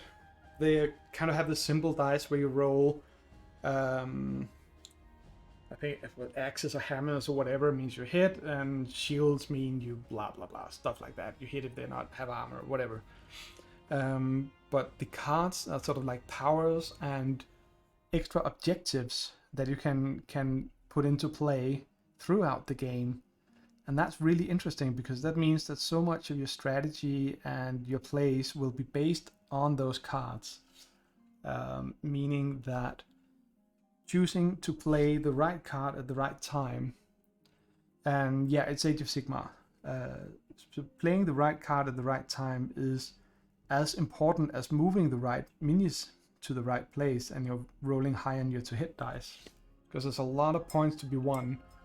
And in one of the games I played, I don't remember if it actually happened or if it just came really close to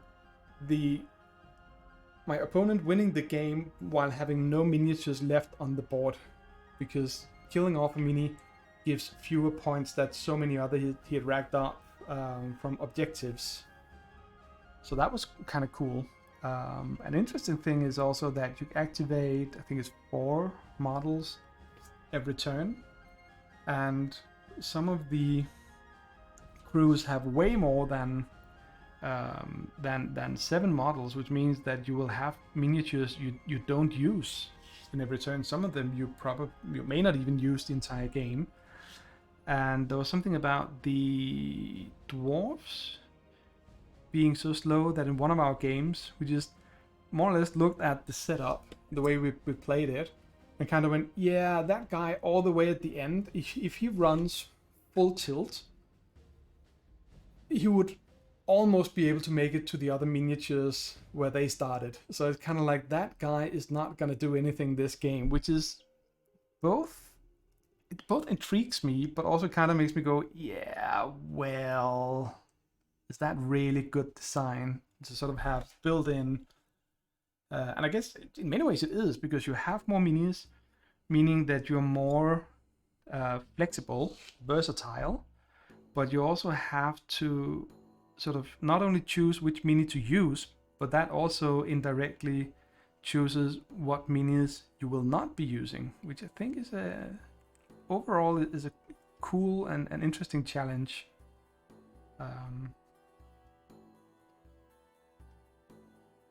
But it does give some rather weird situations where, if you try to think about it as being real, you'll have these guys acting, and then all of a sudden one of them just stands around doing nothing for half the game or fight. And yeah, Woe mentions the old world, which is sort of a revival of the old Warhammer Fantasy Battle system from way back. And it's kind of interesting. I absolutely agree to see what are they going to do with that. Are they actually going to go anywhere with it? Are they just going to put out a set of rules? Or will they try and make it a full-blown product, just like all the other things they have?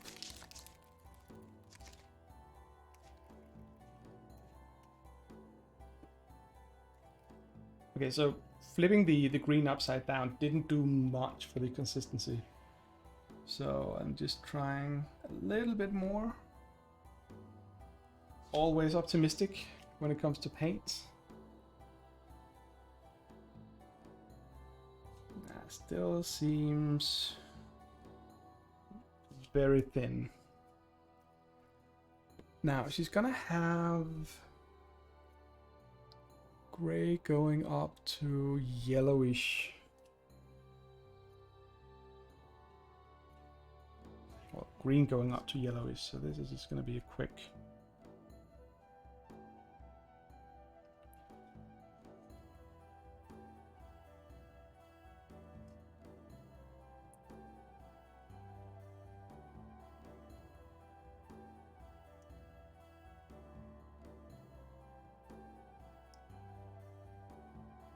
So Wo says that Fire Team apparently came out in 2021.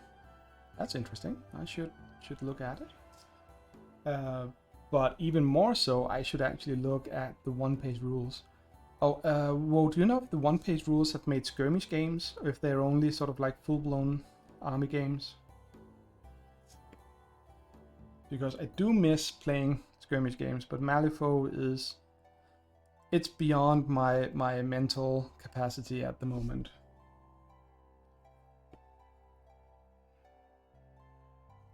Oh no, Elizabeth fell out bed. Modifian, yeah, go, yeah, good night. Modifian, thank you for stopping by, and go take care of your daughter.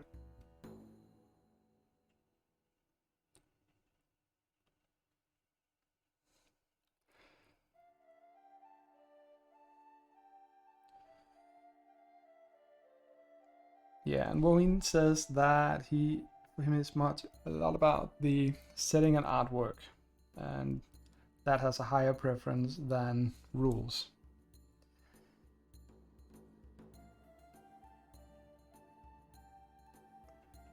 I mean, for people who are also in the hobby for painting the miniatures, doing that side of things as well, that definitely means a lot.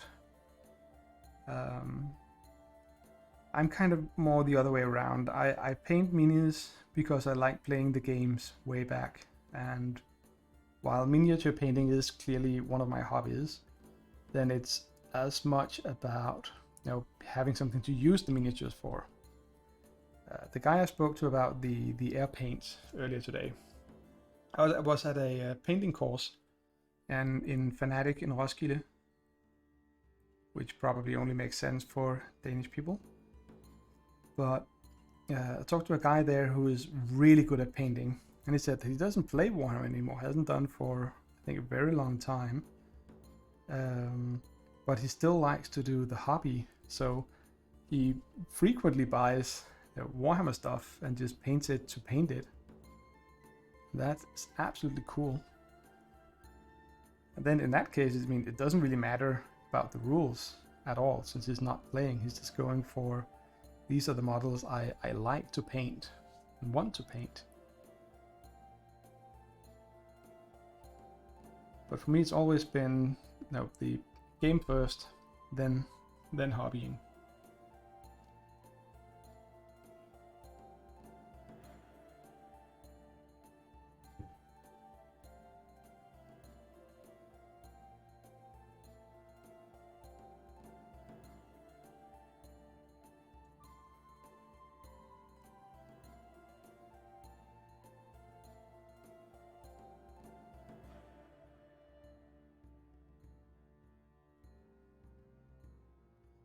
Okay, I know there's a lot of green on this mini, but that is because the hair is actually going to use the green as the shade, and then I'm going to build up towards a yellowy tint, whereas the clothes, whatever it's called, the skirt, is going to be shaded down to be a more darker green and be more sort of muddied. So they should come out very differently in the end, even though it's the same base color. But also, this means that I am more or less at the point where I should shade this model, which is perfect. That's what I was hoping to get to.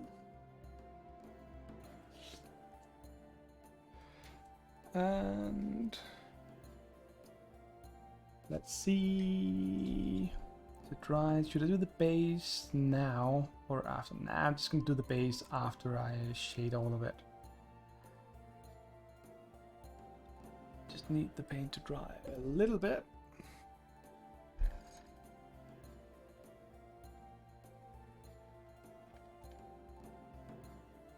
Let's see if we can.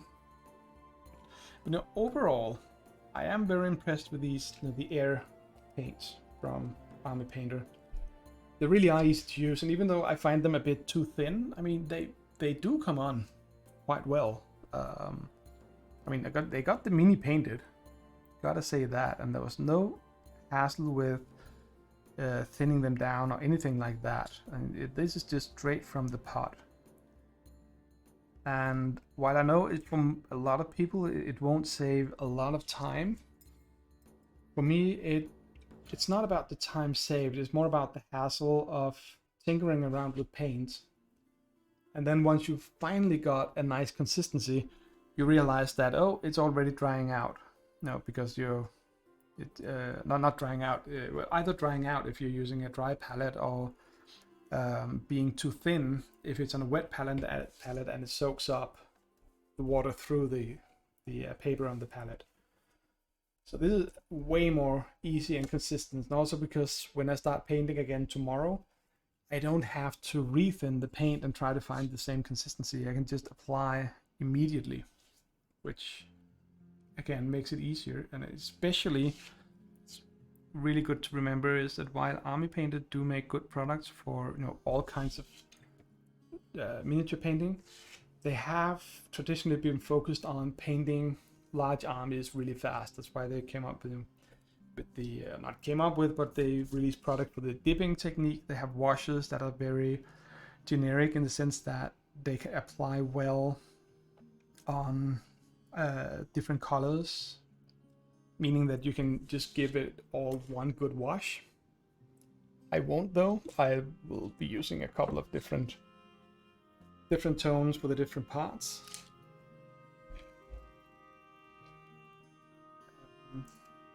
But yeah, it's kind of cool to see new products from them. I tried their speed paints and they did not work for me. There's something about them, I've heard other people report the same, that when they, even after they've dried, if you add another color next to it, there's a really large chance that the first color will reactivate, and then you'll get an instant wet blending effect between the two colors, which can be really cool. But what you really wanted to do was to make, for instance here, the skirt green and the sash gray. Then the last thing you want to do is for one of those colors to activate and seep out into the other one, so you kind of have a blended transition from one to the other, like a gradient. That that didn't sit well with me, to be honest. That was kind of weird. I tried talking to people in one of the forums on Facebook for this, and they started sending links to videos about how you could make it dry faster by using a hair dryer and stuff like that. And I kind of went, these are called speed paints. If I have to dry every layer of paint with a hair dryer, and it kind of removes the speed aspect of things. So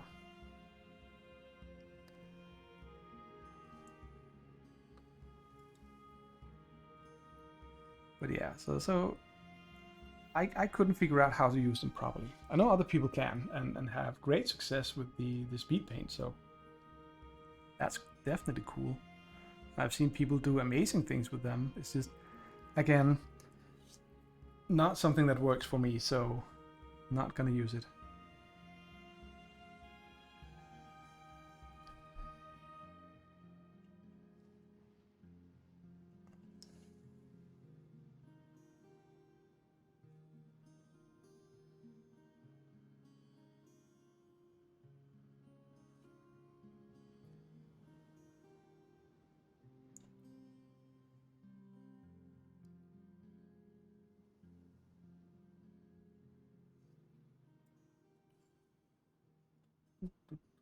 Just doing the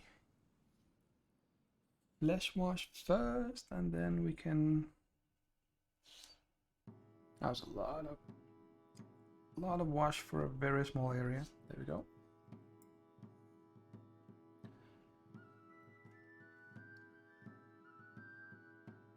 Then maybe tomorrow I'll actually give this one some highlights as well, if I feel like it. That's the thing. This is a miniature I'm painting from one of the other players in my D&D group, and I kind of feel that while I enjoy having painted minis on the table, the fact that this mini is not for myself kind of makes me go, yeah, this is just gonna be tabletop ready, and once that's done, we're fine. And also, I am absolutely terrible at hitting skin tones. I have never been good at that, and I've seen a lot of people struggling with it. So many really good tutorial videos on how to do it, but it still requires a really good sort of affinity for the paints and shading, mixing the right colors to get the skin is weird. I mean, go look at yourself in the mirror or someone else and just really look at the different tones in the skin. When you have the shadows as well. It's bonkers how weird those nuances are. So.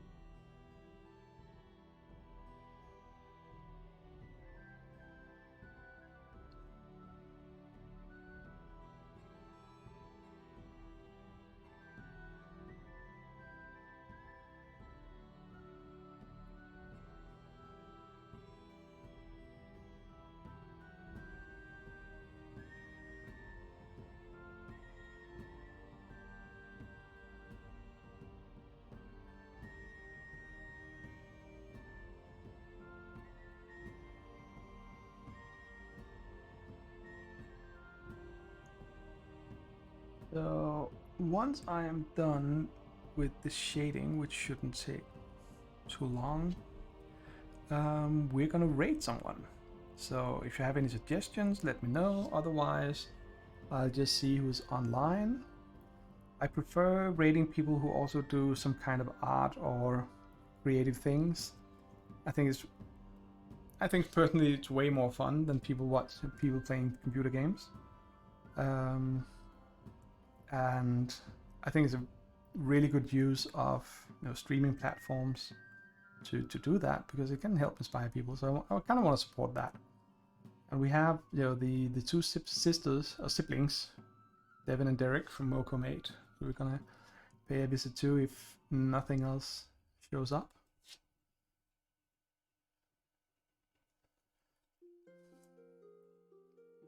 They're always fun. I mean, they're just really trying to make a full-time commitment to streaming and doing their artwork, and they have a shop, store, whatever, where they sell some of their things. They make really cool things. So if you need belts or hand painted boots, I've seen them make, or really fancy water pipe, what I call tubes, air tubes, air hoses. They're definitely someone to watch.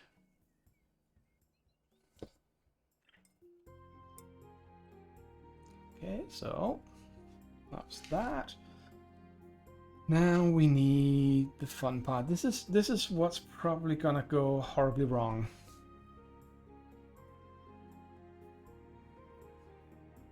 Or maybe it isn't, because the player who has this character what we do is, we make the characters in Hero Forge. Then I 3D print them, and some of them, if they're fancy, they actually put colors on in Hero Forge. So I have, like a paint scheme for them, but it's really tough sometimes to hit, just the right shade and sheen of whatever color they've chosen in Hero Forge. So I really try my best, but it's going to be limited to the colors I have and know how to work with, and stuff like that. That's going better than I had feared.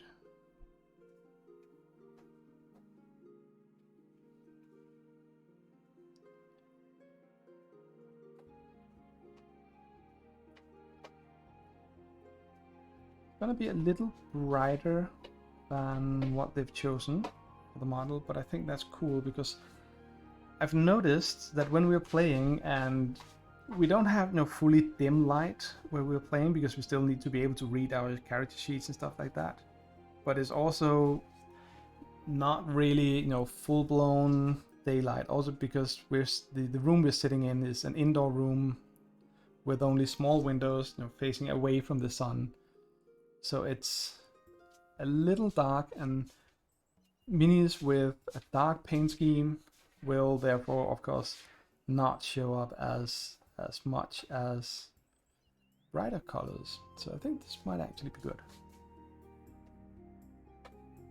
Especially if I remember to actually shade all of it. That seems good.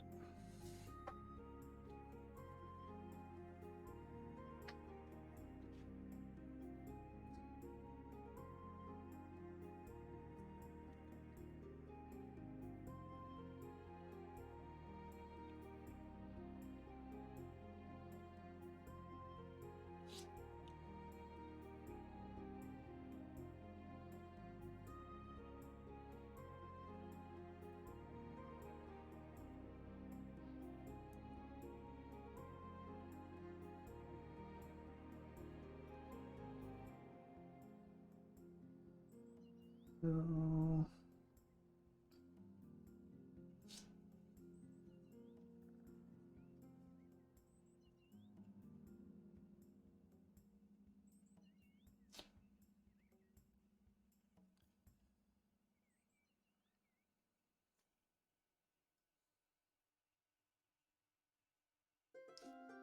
yeah, it's all in all coming.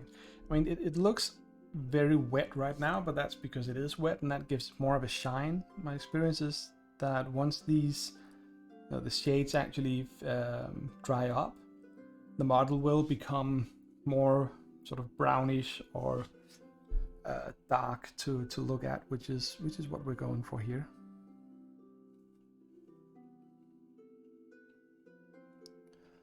So that's that. We need to shade the shoes.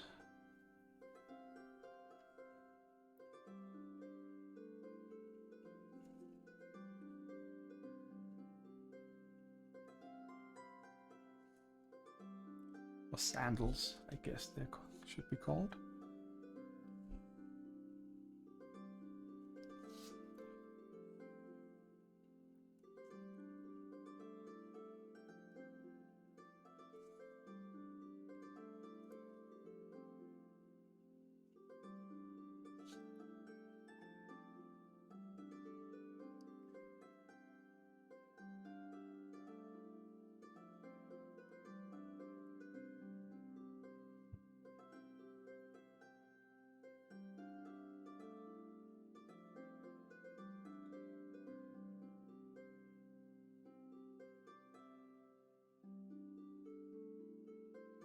Okay, so if an actual 3D modeler had made this model instead of just a kind of build it yourself thing like Hero Forge, then especially the sandals would have been made far better.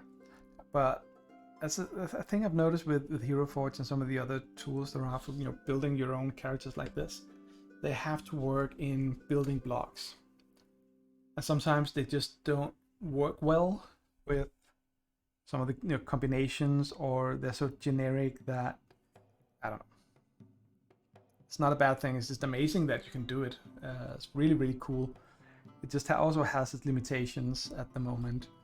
So if you choose, like, a lot of the footwear, especially the boots, get very clunky because they're also supposed to go well with a fully armored person, which means that it will be sort of having the boots will have a kind of weird, chunky end to them just around the knees, where it's supposed to meet some armor or whatever. But hey, it's better than not having the option of doing this. And I remember the old days where I spent ages either looking at online catalogs or going through the miniature rack in a store to find the model that really captures the spirit of my half tiefling, half gnome, druid slash fighter slash rogue, whatever weird combination you come up with, and there's just not standard models for that. So this is very much good solution. So just need to shade her canteen, and after that we are good to go.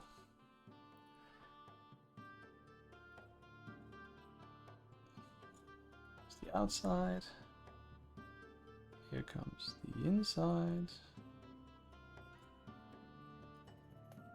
When shading, I actually really like to get a nice thick layer out at the edges, especially here with the brown canteen next to the skin.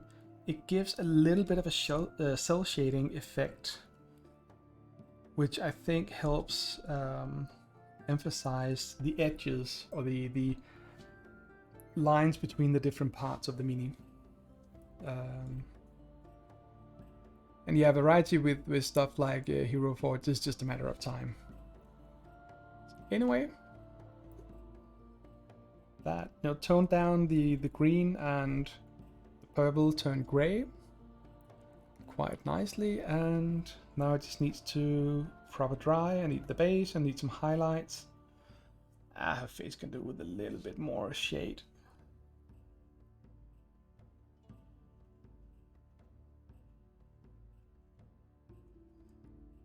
There we go. No, but having that kind of cell shading, while not really sort of accurate looking, does a lot to make the mini pop when you actually have it on the table. It makes it so much clearer. What's the line between? Let's take the bracelet here, and on camera is a really good place to look. There's actually some overspill of the green and extra layer of the shade between the green bracelet and the hand, and that makes it more clear to see that here we have the break between one and the other. So anyway, that is all I had for now. Please stay tuned.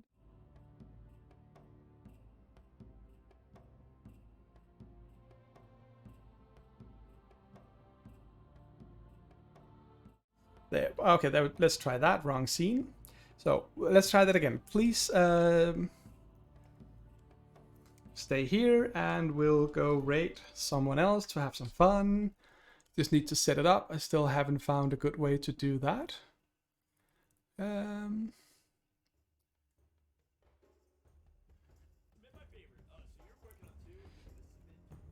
Oh, Playword is actually on. Someone painting Malifaux stuff. That kind of sounds cool. Let's go see what they have. I'd actually like to see that a little bit as well.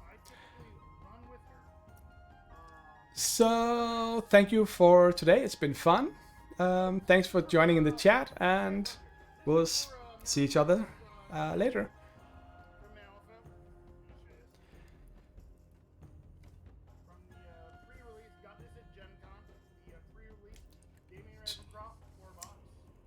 Okay, see you around.